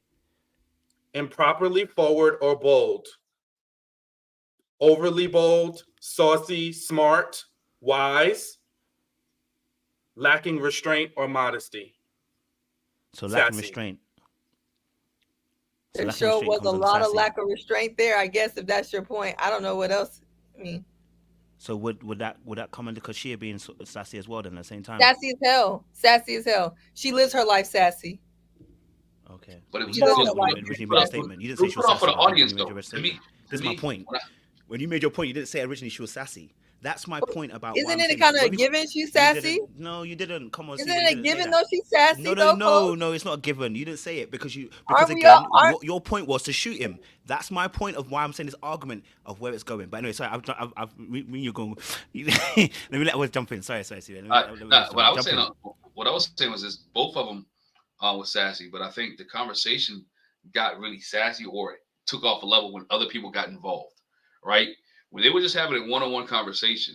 Now, I can't tell the man to hop up and leave, but me and my girl having having a conversation, we go to a private room, not a room where everybody can come into.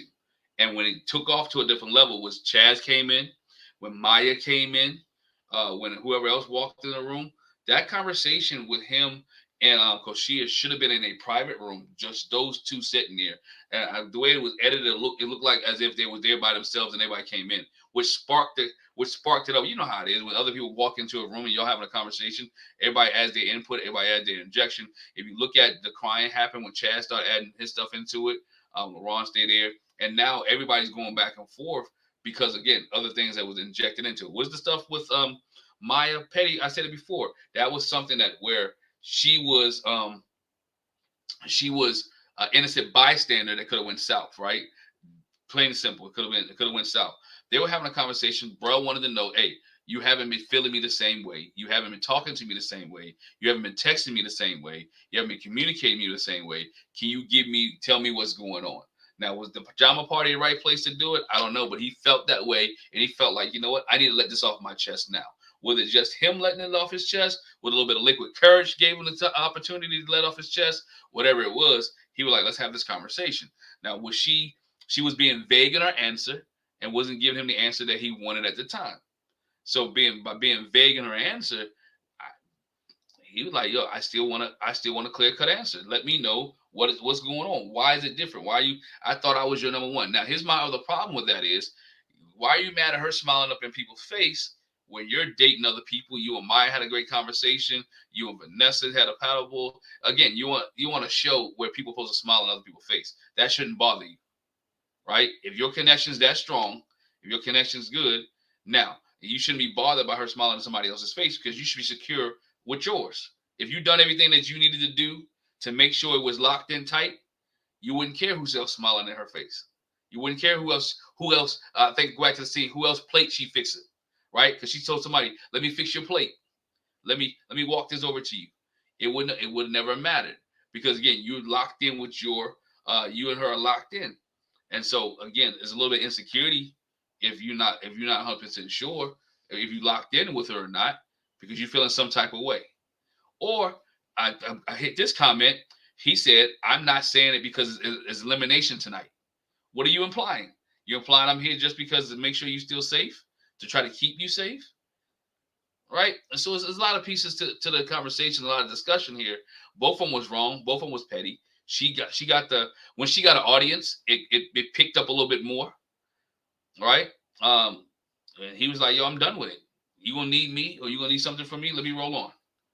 And that's where I think that's where everything went south at, was the fact that audience came in and they had to put on for the show. They had to put on for the people that walked into the room.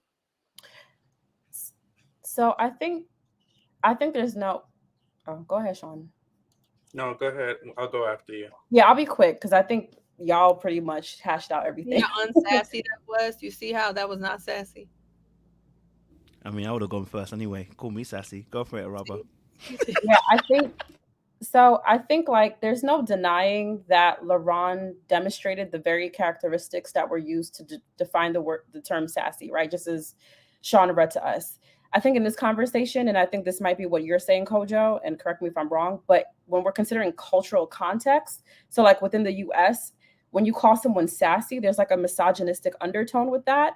And so then it becomes an insult rather than describing how someone's actually behaving, right? So I probably would have chose the term immature. So he's acting immature versus saying sassy. It's almost like when we call a man a bitch, right? We automatically, it's automatically like a stinge to it because you're kind of calling him a woman.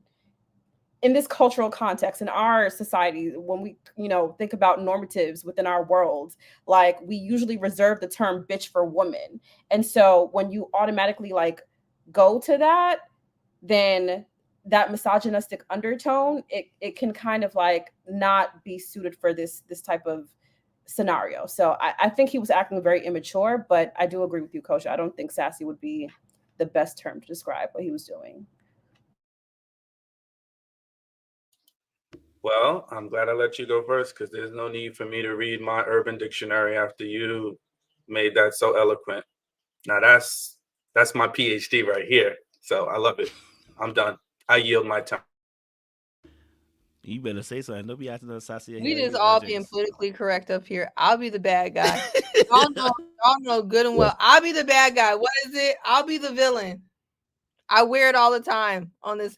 I'll be the villain, Harpo. Whatever. Whatever. Yeah. And don't jump in, JR. You live your life not being sassy, but then you want to defend sassiness. So I don't understand. I have not had one sassy exchange with you, but you want to defend all the sassiness. I will never understand. But go ahead. You know what to do, JR. Don't let her punk you, bro. Okay? You it's not punking, but he don't need to already. I'll just clear my throat first. All right. So listen, the scene was basically, we watched 3 or 4 parts to the episode where Laron was kind of observing how Koshiea was moving. I mean, so how Koshiea was moving, right? Now, he saw her interacting with these other guys, and at the same time, he's questioning, wait, our connection's fallen off recently. Like, we ain't been talking the way we were. We're not messaging the way we were. And she's now with these other dudes. So I think there was a level of kind of insecurity / jealousy behind what he was about to do next, right? And also, more importantly, a level of uncertainty, because Glenn said it. Like, if you're certain and confident in your connection, then there isn't anything to worry about. The point is, he wasn't, because the connection's fallen off and he's seeing her with other dudes. So he's uncertain about the connection now. When he sits down with her and he brings it to her attention, listen, like, we're not as close as we were before.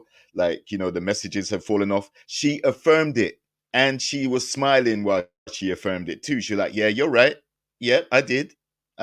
So again, he's expressing it, but she's kind of like saying, yeah, and what? I'm here to enjoy the process, and I'm going to let you enjoy yours, and there's nothing wrong with it. And she's perfectly right to say that too. She's perfectly right to remind him that in this process, look, at the end of the day, you're going to have to mingle and meet other people, date other people. I think where the confusion comes is when she said, oh, well, you know what? we can basically call it a day now and go off with each other if we're that certain with each other, right? So I think there's kind of elements of she does like him, he likes her, but there's too much uncertainty at the moment. And I think what he was looking for was for her to explain to him why things have been dropping off, not just sit there and say, yes, they have. So I think he was a bit butthurt. And then that led to him using Maya as the prop to get back at her right in front of her face. I think he thought, you know what? You're sitting here smiling in front of these people's face. You see nothing wrong with it. Okay. So in mid-sentence, which is where I think what hurt her, that's when he got up and started to go in on Maya. And he was probably overly more affectionate with Maya in that moment than he's been with Koshiea the entire time. So that's what made her hurt, because her so-called top connection has now just got up, and after their interaction, just immediately, in the middle of their interaction, immediately goes and cuddles up and kisses on the cheek a lady right in front of her face. So now she is the jealous and insecure one, despite her having their stance a few seconds earlier. So I think that was a whole mess. And then when everybody else started coming in, I think Chaz was pandering. I think Chaz just wanted to look good to the other ladies. I don't think he particularly, had Laron's best interest at heart. He doesn't even know him like that. There may be an element of him that saw the crying and felt sympathy, though, at the same time. But I think that was mostly to try and look favorable with the ladies. I'm the mature one. I'm going to set the record straight here. I'm going to make sure Laron knows that was the wrong thing to do. And that's going to endear him to more women. That's what Chaz's game was, in my opinion. So I can see so many different things happening in that scene. Yeah, go ahead. Go. Can I ask a question to you, though? Because I'm about to go in on the sassy part next. Okay. I just want to know, why do we have to label what Chaz did as pandering, as Captain Save-A-Ho, as trying to get brownie points for the women? This is a genuine question, right? So I'll tell you my opinion. For me, I appreciated what Chaz did, and especially it's refreshing because we don't see enough of it. And I think sometimes the accountability has to be as loud as the disrespect. And so this, for me, I think set a precedent and it set the tone. Like, if you're doing something wrong, as my brother's keeper, I'm going to check you about it. We can have debates about whether people should be checked in private or in public. But I think sometimes it's like, it's okay to call someone out when you don't agree with the behavior. But I also want us to kind of dissect why his behavior bothers and triggers a lot of people, and they don't think it's genuine. So that's a genuine question for y'all, or JR. Right. I'll just answer that real quick from my opinion. So the thing is, Chaz, the reason why I particularly think it was disingenuous at that particular time is because of the level of investment he showed in it. It's not his fight. It's not his business. And it wasn't even a back and forth where they're both getting heated. As we know, we've seen Koshiea's temper. It wasn't even getting to that point. She was upset, yes. To give Chaz credit, he did console her first and then get up and go and speak to Laron afterwards.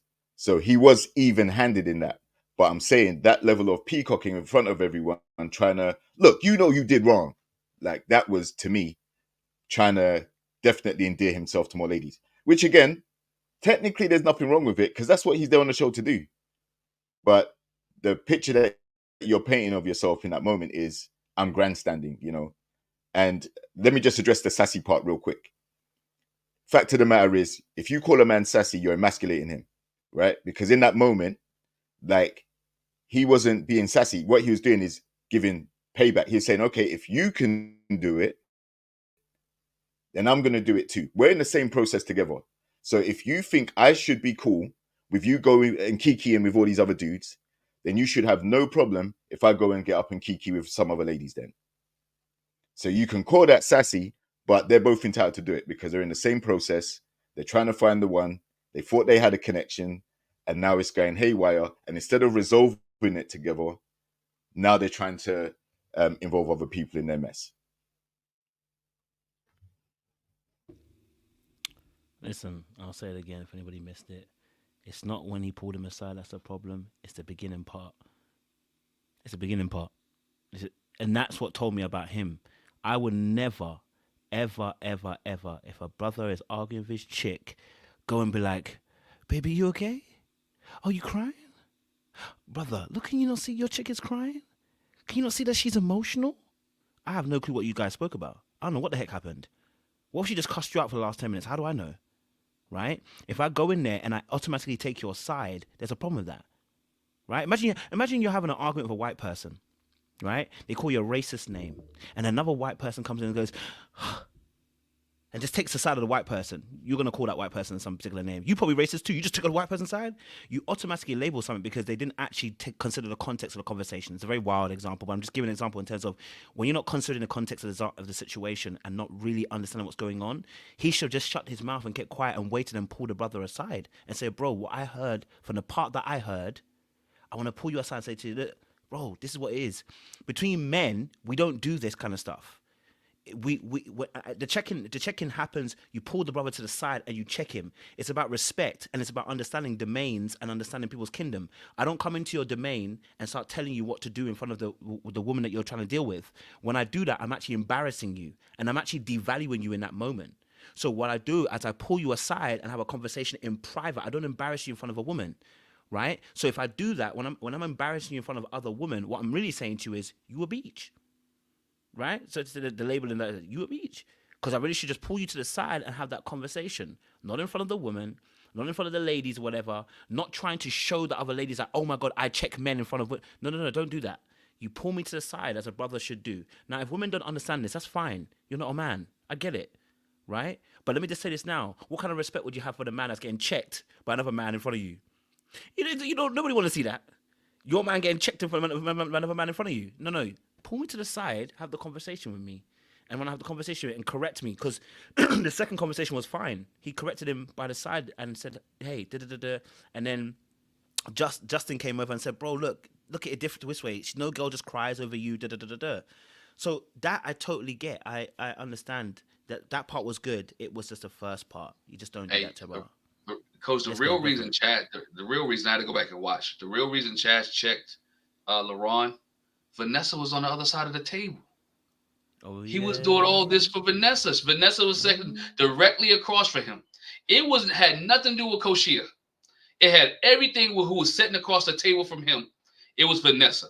He was doing it so Vanessa, he can get points for Vanessa. You got to find it in the scene, but Vanessa sitting directly across. It's Chaz sitting next to Koshiea. Laron sitting next to Vanessa. They showed it real quick. And Vanessa is sitting directly across from Chaz. And he's doing it all for Vanessa. It had nothing to do with Koshiea, had nothing to do with Laron. It was all for Vanessa because he wanted to build more points up with the girl that he's trying to be with, more so than be involved. Because that's why everything was directed to Koshiea. He wanted to show Vanessa he cares about women. I care about her. I care about what it looks like. I care what things seem like. I care how things wants to be. I care for this. And see, when no women was around, then he can pull Laron around. Laron aside, say, yo, bro, you know what? Let me do this. Because like you said, what he should have did, say, yo, Laron, step outside for a minute. Let me holler at you for a minute. Let me holler at you for a minute. Hey, man, I don't think you should have did that. She's upset. I think you should go back and apologize. Hey, bro, I think you might have had a little too much to drink. You acting a little crazy right now. You're doing a little bit mad. You know, come back in a few minutes and y'all can have that conversation. Matter of fact, if he was a real bro, know what he should have did? Vanessa, me and you got to go. These two are having a private conversation. Let's rock. Let's leave. That's what most dudes would have did. I'd have been like, you know, hey, Jack, we got to go. These two are having a private conversation. It's time for us to step out the room. Long he ain't putting hands on it, they're sitting across the table, we good. Because wasn't nobody raising their voice. Everybody was at the same. So I just wanted to just throw that out there. That's why he did what he did. So thank you guys for clearing that up because I was generally confused about why we were demonizing Chaz. I can understand your argument, Kojo, about sometimes before you correct, get the full context. I'm still a little conflicted. And this is probably because I'm such a girl's girl that when it comes to protecting a woman, like I love seeing a man showcase what protection looks like, especially because men listen to other men, right? So it's so important that we have more scenarios like this. And so I think like what I'm trying to pull out is the nuance in this conversation is like, can multiple things be happening at once? Can different things be true at the same time? And I also, and y'all might call me Captain Saberho, but to Chaz's credit, I think when you're in the heat of the moment, you're not thinking, step one, let me pull him aside. Step two, let me do this. You're not like, there's no formula to correction. You're just, you see someone that's hurt and you're trying to like resolve the situation any way you know how. That might be my empathetic side speaking. Y'all say you see it from the man's point of view. I can do nothing but respect that and take that into consideration. But I still kind of want to see the nuance and maybe like Chaz was just doing his big one in that situation. But do you know what would have happened if another guy who didn't respect Chaz would have said, shut the F up? Do you understand what I'm saying to you? Like if I'm talking to my babe and I'm having an argument and you step in, I'll tell you, shut the F up. Why are you stepping in and interrupting? You didn't hear the conversation. You don't know what happened. You don't get to step into my domain and try to check me in front of my girl. Don't ever in your life think that's going to happen. Because the moment I allow you to do that to me, your disrespect is sending a signal to other people that I'm a weak man. You must be mad. He's lucky he didn't get something else to him. That's why men understand this. That's what I'm saying to you. A real man's man understands this and will not check the person in front of his girl. He pulls the guy away, say, bro, come here. Let me talk to you separate.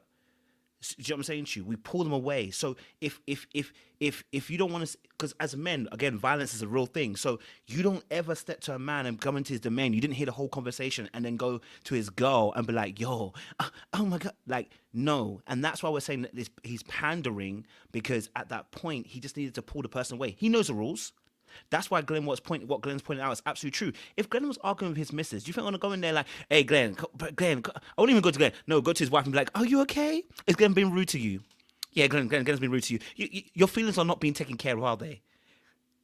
What the hell? You know what I mean? That means I really don't respect him because I'm now trying to side with the. No, I don't know nothing that happened. Go to the man, pull him away, have the conversation. That's it. As men to men. Yes, Sassy World. You know what I find interesting is how this is a lot of, selective masculinity. You want Chaz to act like a man's man, a masculine man, operate under man code and pull Laron aside and handle it as men do. But then these same men who are not exhibiting those traits, I'm gonna leave that to you. I don't really know the man's code. But what you're saying makes sense to me of how men typically handle things. Not to say they shouldn't go unchecked, but there's just certain ways to address men. If you say that, it sounds good to me. I 100% get it. But what really gets me is that, these same men that aren't following men code are also being petty. And by my definition, sassy. To me, it all goes together. Men not following men code, men turn around, tussling, arguing with women, escalating arguments with women. Women are crying and they're still all upset and all riled up. To me, it goes together. Again, we're going to disagree. Whether you're upset, it doesn't make a difference. If you're upset, I'm upset at the same time. We're having an argument. That's where you're missing. I'm missing you because we're having an argument. If I like you and you like me, we're having an argument. It's an argument. Right, I'm getting heated because I like you and you like me, and so we're missing each other. So there's no comparison here with what Chaz is doing and trying to make it like it's sassy or petty. No, the reality of the situation is, as men, specifically as men, we know this. So when you go against doing that as men to each other, I didn't call him sassy. Did you hear me call him petty? You wanted to label him that. Because again, you want to insult him. I don't want to insult him. I want to keep it as what the actual behavior is. When you do that, you broke the man's code by doing that. Do you see the difference between what we're doing? You are willing to insult him with calling him sassy and petty. I don't need to do that. I'm not trying to do that. I want to call it for what it actually is. He broke the man's code. And so when he did that, he showed us where his heart was really lying. It's not for the women like that. He's playing up. Because men who really want to value what was going on would have pulled a man aside. It's that simple. And that's why I keep saying to you that you keep using this word sassy and petty because you're using it as an insult. It's not about describing a behavior. Because if it really was, we would have described it differently. I hate the way we use the word sassy because oftentimes it's not about describing behavior. White knighting is not an insult. White knighting is not an insult.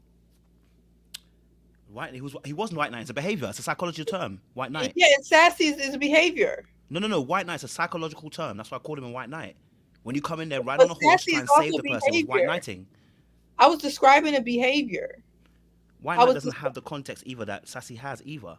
So I'm not using it as an insult. I said it's a psychological term for what he actually did. Oh, I was just using it as a description. No, because you try to catch me with that, but it's an actual description of actual behavior. The action. No, you try to catch me. No, see, you're trying to catch me. I'm not trying to insult him. It's about psychological behavior. I just try to describe the action.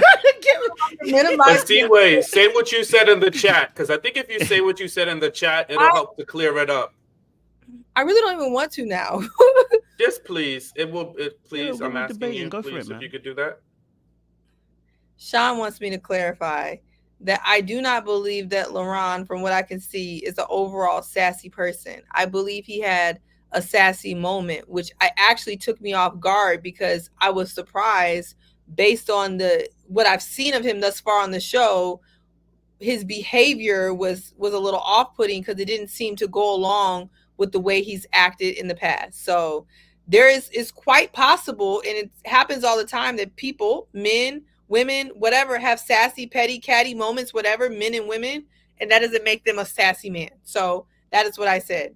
I think he had a sassy moment. I'm not calling him a sassy man. There are people who I think are sassy men, but you need way more for me to reach out and say that. I just felt like that moment was sassy.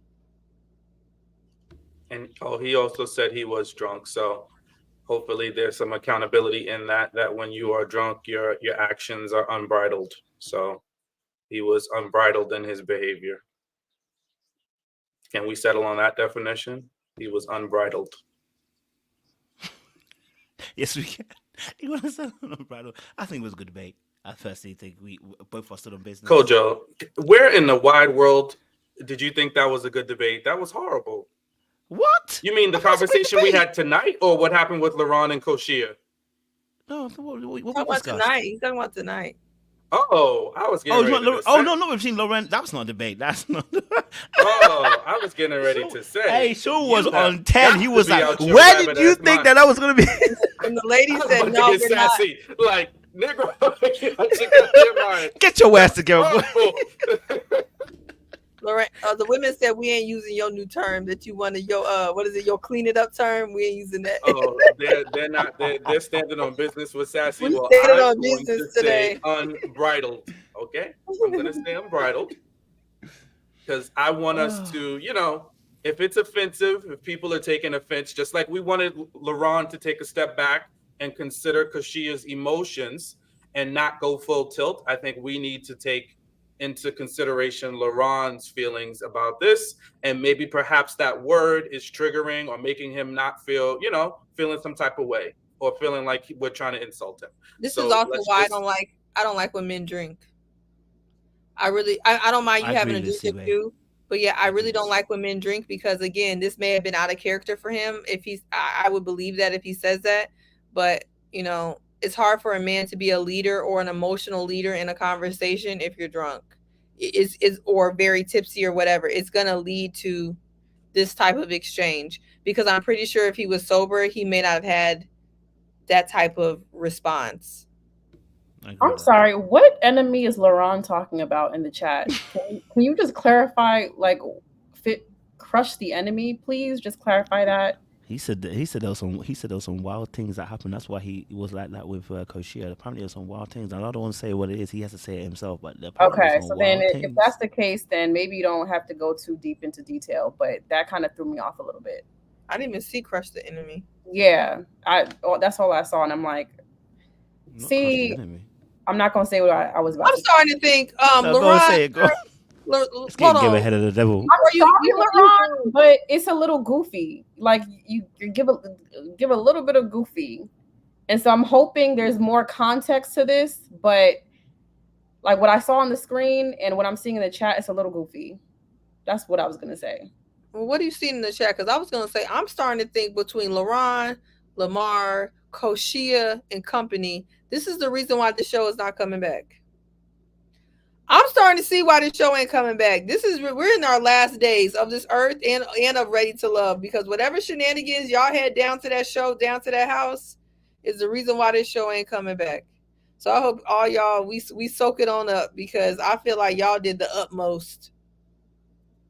Yeah, I'm not for all of this enemy talk, you know, and I'm sorry, but Will had that same approach. And if we're talking about being ready to love, we're talking about relationships. And the minute somebody does something that offends us, somebody does something that we don't like, we got to play psychological warfare, you know, like, come on.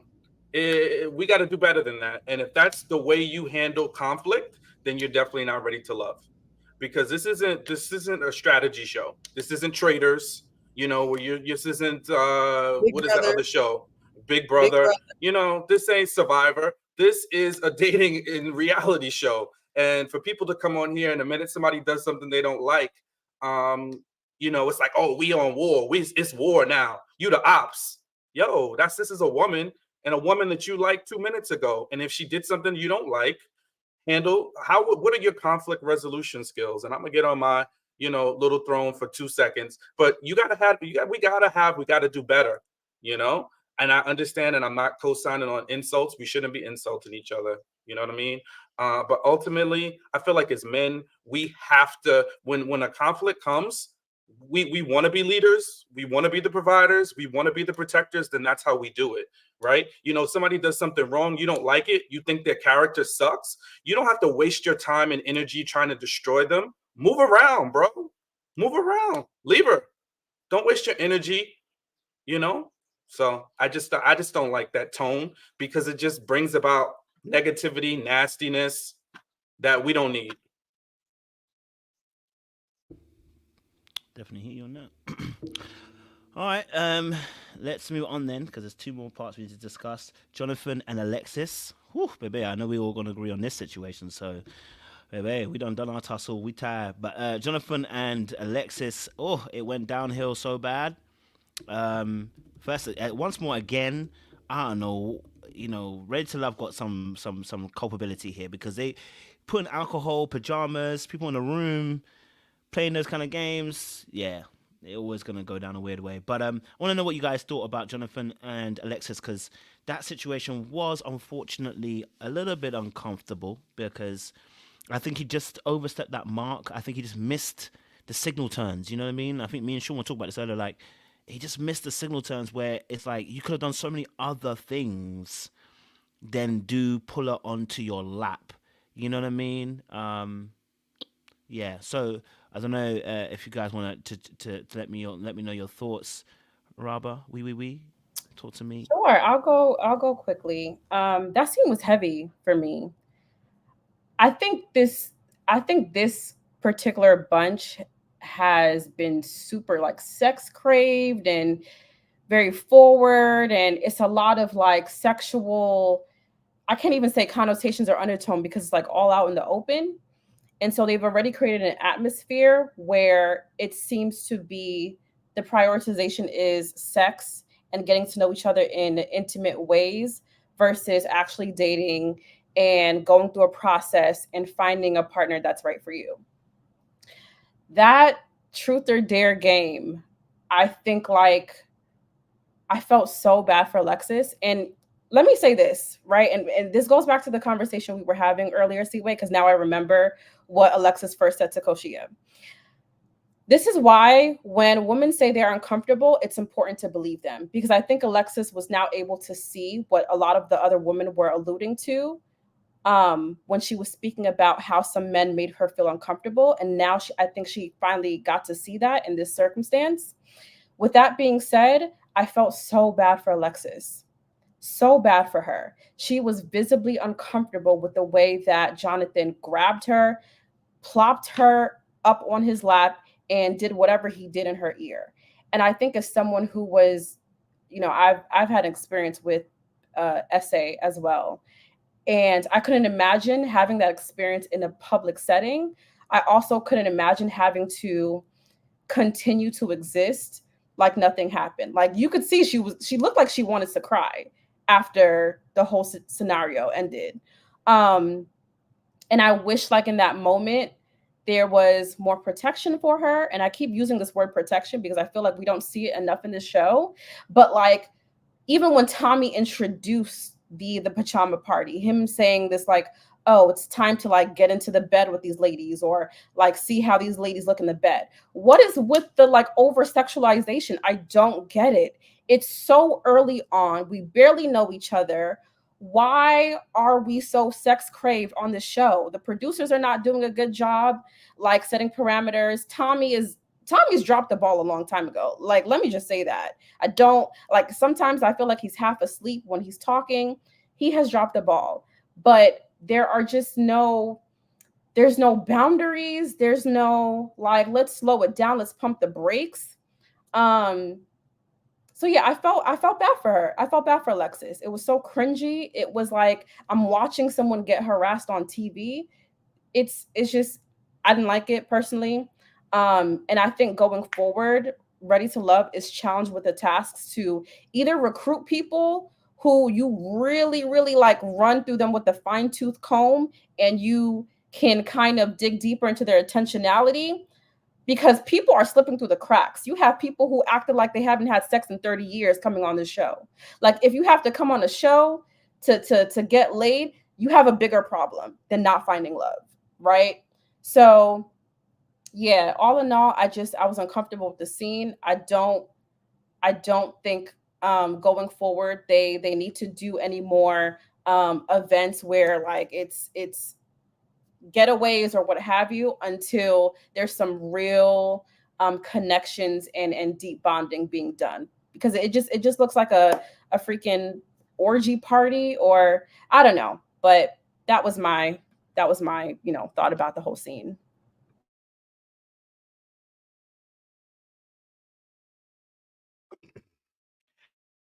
I think Jonathan went way too far for the level of connection that he has with anybody.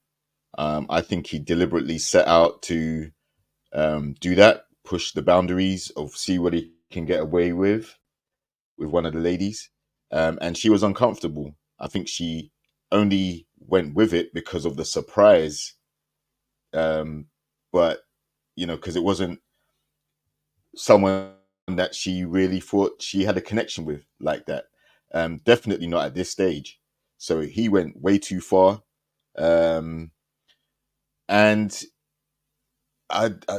just don't have the awareness to even have cared how she felt in that situation. So yeah, that was a very bad move in my opinion from Jonathan.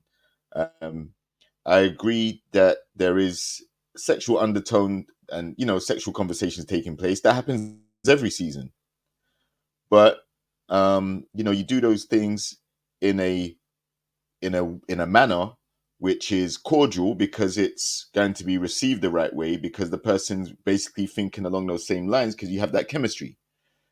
If you don't know if you have that chemistry, then that's way too far. Like you don't even need to touch nobody. But I said earlier, like there's a certain gent that got eliminated, and I'm sure there would have been problematic behavior if he was at this pajama party too. So yeah, I think Jonathan went way too far with that, and I think it may even cost him later down if how she feels in the ladies' lounge is expressed, and he's been giving off certain vibes in phone conversations and things like that. Yeah, like he's gonna be down there.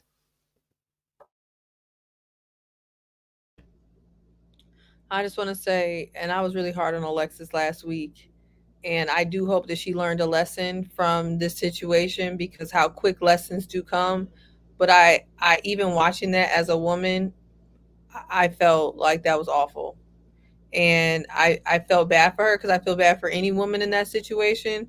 I did quickly go back to her last comment and think about Deg, the irony. But regardless, I really just do not like when men feel like they can just kind of take over your space like that and put you in situations where you're just that uncomfortable and have to figure out on a split second what you're going to do or how you're going to respond. It's just very inappropriate. And I do put a lot of it on Tommy because he set the scene for that situation, and the producer set the scene for that situation, and that's what they wanted. And that's what they got. And it seems like women are always falling victim to, yeah, like Tyra's World, like the boundary pushers. Like that is what constantly happens. And I definitely feel like, you know, if you don't think that was a big deal, it's just kind of weird. If you think Alexis deserved it because of the dumb stuff she said last week, that's also pretty weird. And if you're trying to judge her split second reaction, also very weird. But I do hope that she learns from her last statement that there is definitely not cool not to be a girl's girl, because you're going to need, or you could need, other women to back you, whether online or in person, when you're also victimized. So you shouldn't be such a pick me, because you women need to stand with women. And just like I didn't like how she didn't stand with Koshiea last time, I'm going to try to stand with her on this time. Like, that's just not appropriate way to invade somebody's space. So I hope she learns that. And I hope Jonathan, I don't even hope anything for him. I don't think he's gonna learn. It just seems like there's no type of consequences for their actions. This is just weird. Even Laron talked about it wasn't a big deal in these comments. Weird, gross. They probably all think that way. Weird, gross.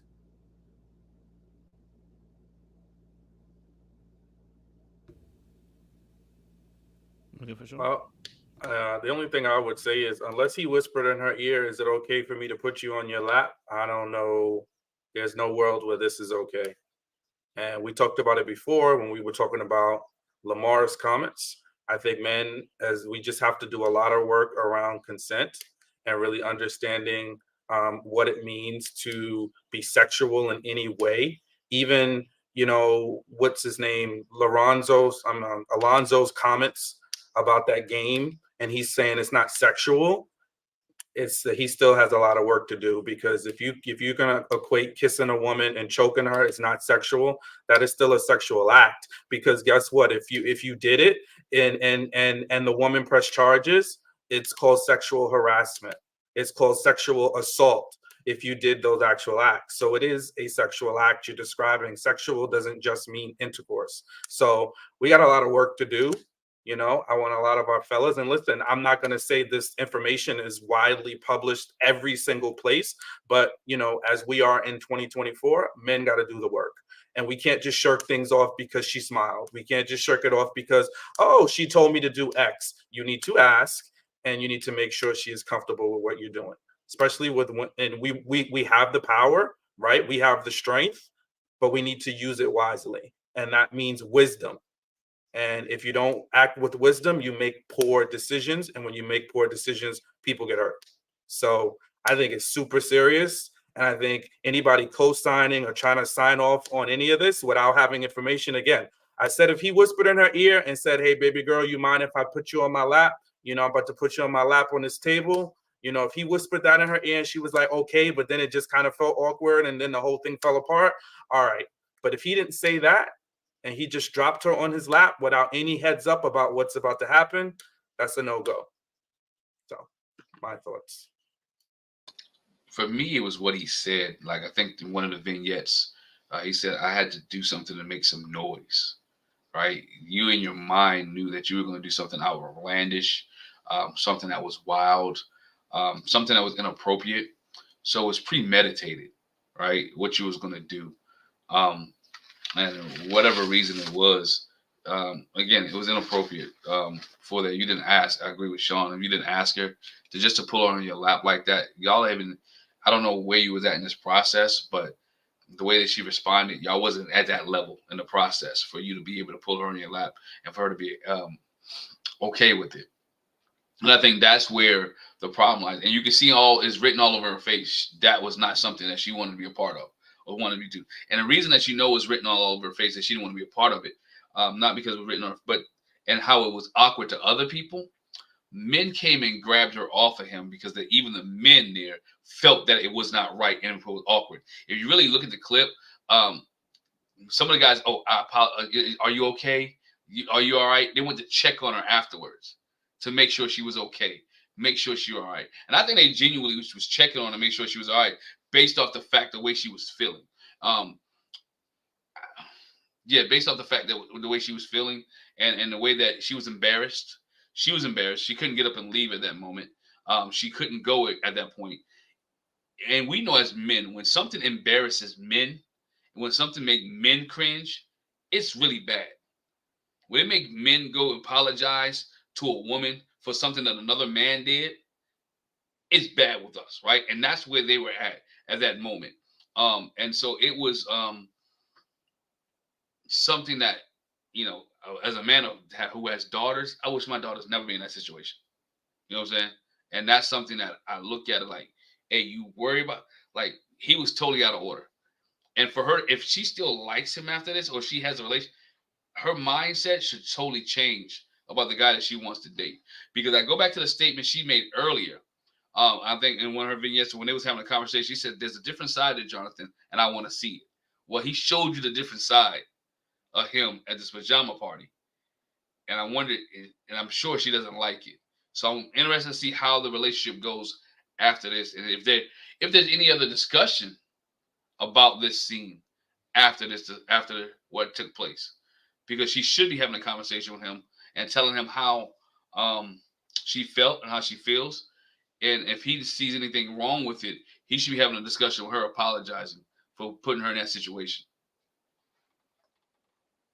Can I quickly say something before other people go? I want to address a comment. Someone asked me, oh, so you've never slept with anyone on the first night? And I feel like that person completely missed everything I said, especially the context. We're adults. I get that.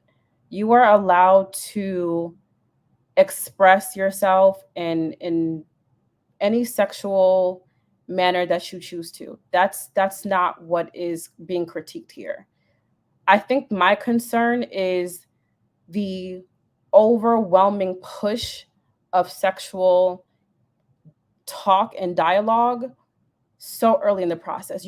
I think generally anyone should be concerned when there's a sex heavy or sex focused tone in the beginning of getting to know someone. And so that's me trying to address that person's comment. And Laron, that's very disgusting. I'm sorry. I caught one of that too. And I feel like this is what pisses me off about a lot of men on this show is you're so oblivious to how your actions can emotionally and spiritually and mentally impact the person. And y'all might think I'm doing too much in the comments, but like I take this very seriously. I was sexually assaulted last year. I'm in therapy like 3 days a week for it. So I don't take things like this lightly. To say we're being dramatic, we're overreacting, oh, it's okay to like be sexual early on. Not everyone is going to receive that. I think at the bare minimum, consent should be like a topic, and it's not being a topic enough for me on this show. So that pissed me off. Like, don't ever minimize sexual assault, sexual harassment. That's not okay. I do this work on a daily basis. I work with people who literally, and God forbid, they remove themselves, they delete themselves for being sexually assaulted. So I'm not gonna let that slide by. So that's just my piece.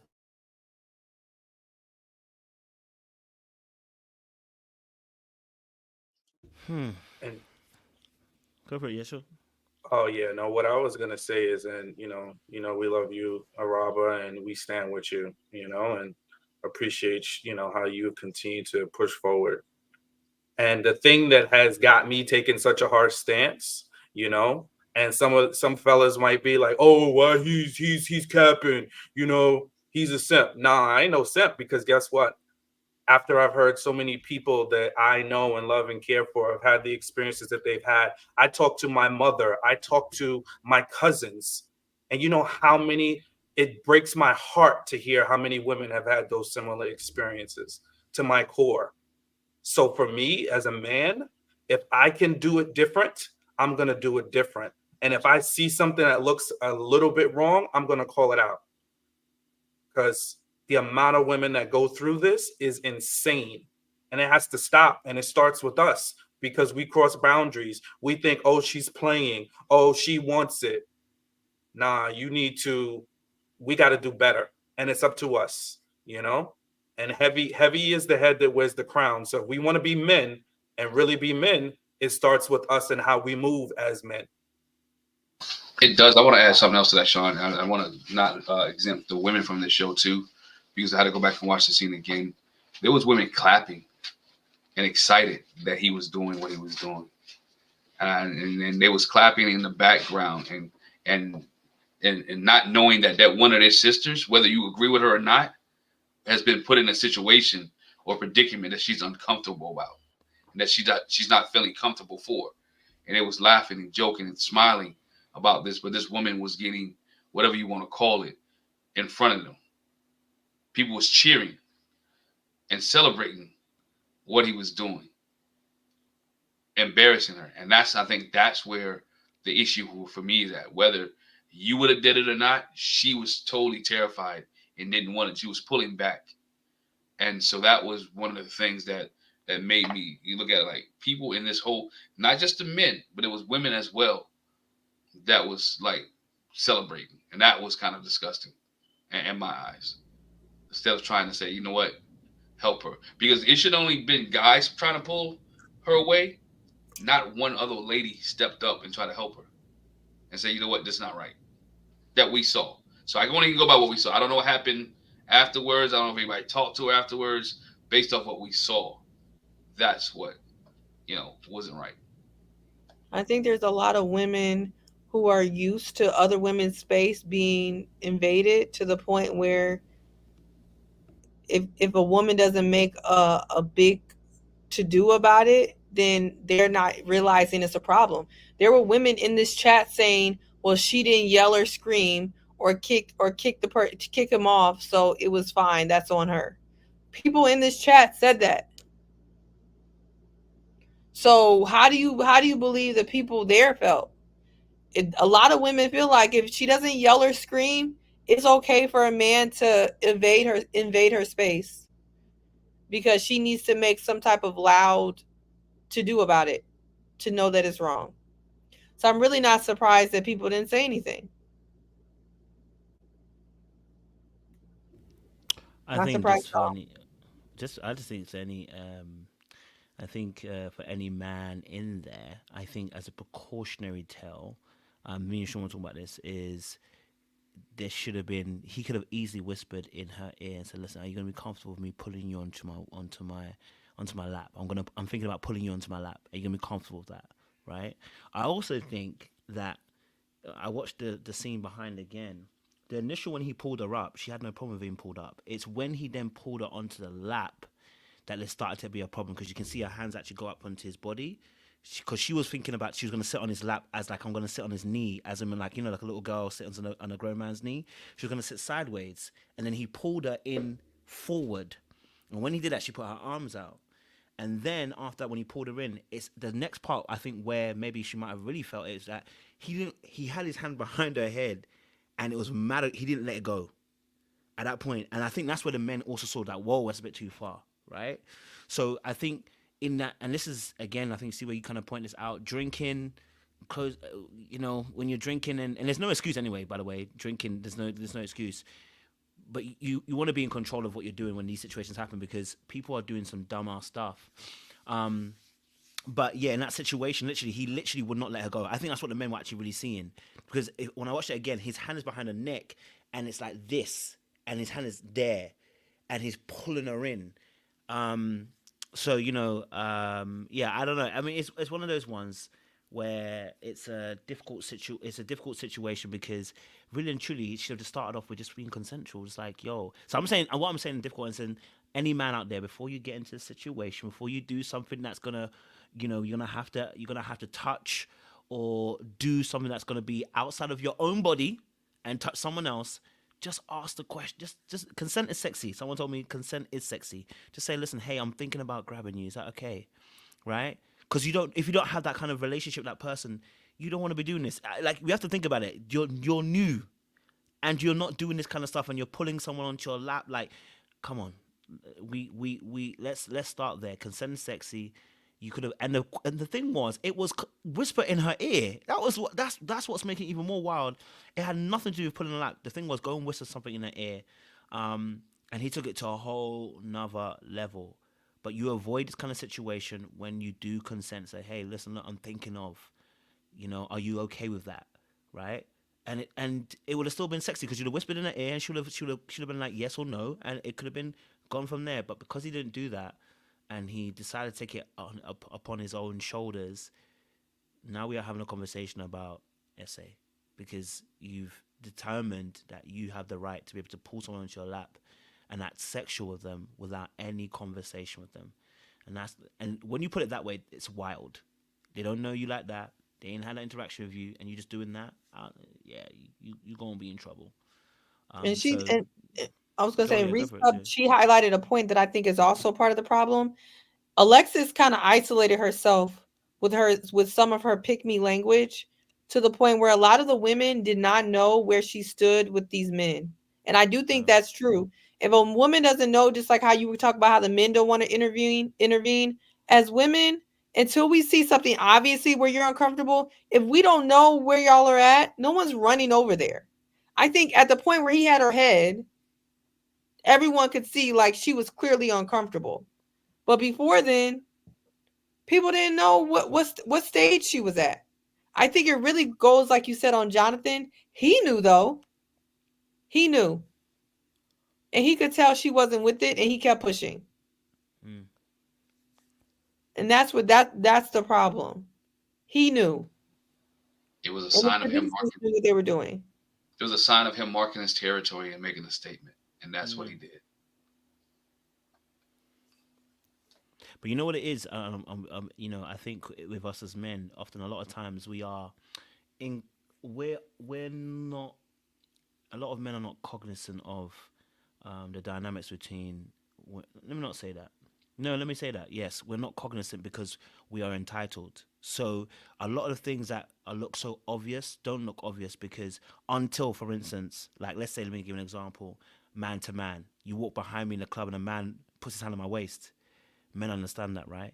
Right, because that's when you put it that way. It's like, yeah, don't do that. Why is a man putting a hand on the waist? But a lot of times we don't see things because we're blinded by our own entitlement and our own privilege as men. So sometimes when we're looking at dynamics between men and women, right, in his head he's thinking, I'm going to pull onto my waist, I'm going to whisper in the ear, it's going to be amazing, it's going to be sick. We don't consider the fact that actually, if you haven't had a conversation with a person, because again, we're not considering power dynamics, and also because we're operating from a place of privilege and entitlement, we think we can, because that's unfortunately the world that we live in, right? We are in a patriarchal society, and so a lot of men oftentimes don't have to think about the other side of the coin.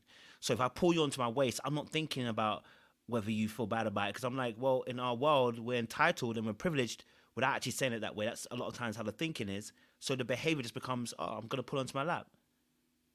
But if a man was to pull him, like I'm sure with me and Sean, I'm joking with Sean, I'm saying to you, Sean, you're looking like, delectable. Hey, right? Because we understand that, right? So, but again, a lot of men need to really, that's what Sean's talking about, the work that we need to do, is that we have to understand you can't come from an entitled and privileged perspective.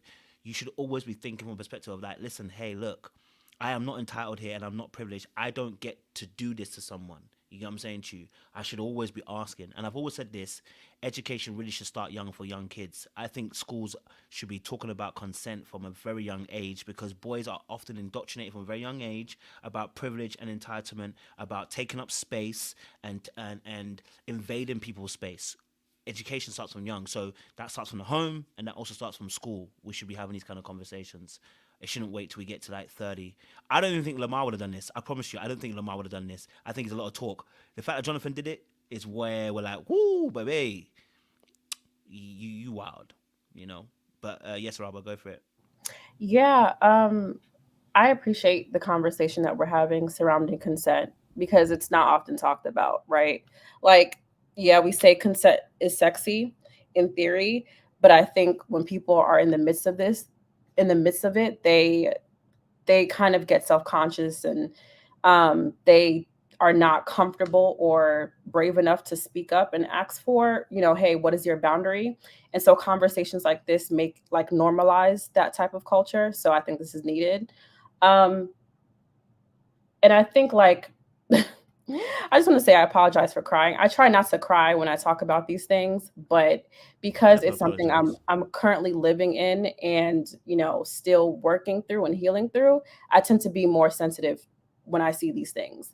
I work at a sexual assault and domestic violence organization. So this is my daily work. I have to work with women and girls who, they didn't have the courage to speak up. They were judged for their actions in a situation. And so I often try to be a voice for the voiceless. And so that's why when I see comments in the chat that say, oh, he wasn't intentionally trying to SA her. He wasn't, you can't do that. You can't do that. I think like we're not used to when people like haven't verbally spoken their boundaries, it's still not okay to assume what their boundaries are and what they aren't. Just be on the safe side and keep that distance. Ask if it's okay. Don't assume that like every woman is going to welcome being embraced in that way because you just never know. So I just love this conversation. I hope like people who are watching, especially the men on the show, what you did could have impacted her now for the rest of her life because she was harassed. She was assaulted. She was uncomfortable. Didn't have to say it for us not to see that she was uncomfortable. So.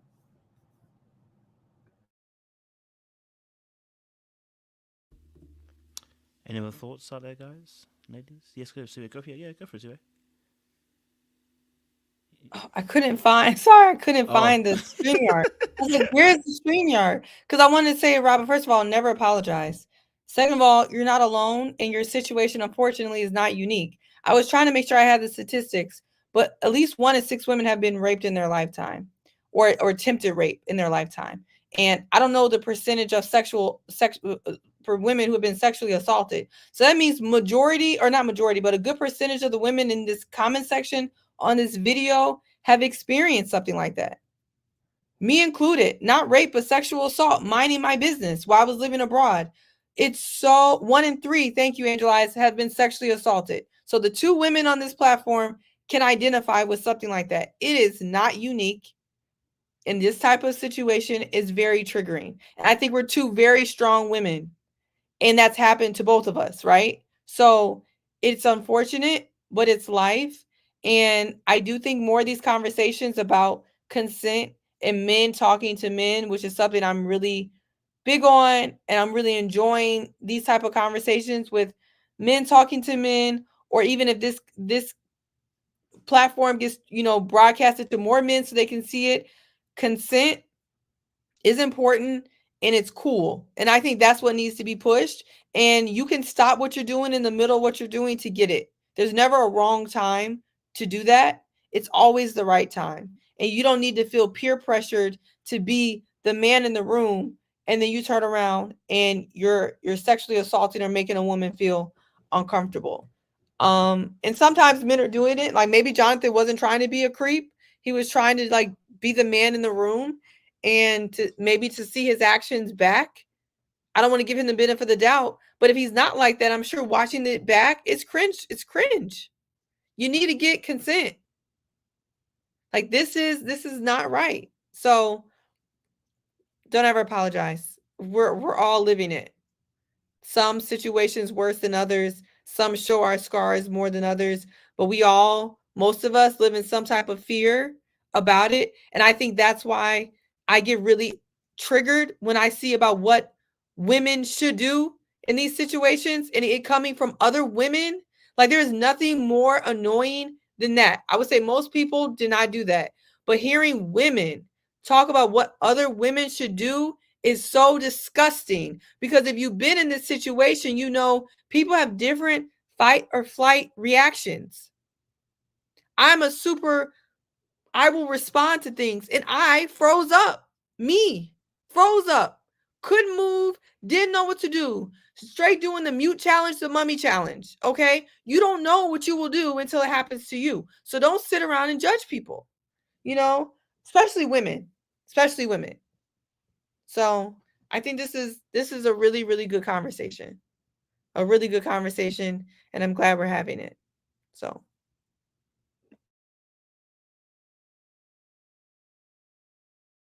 All righty.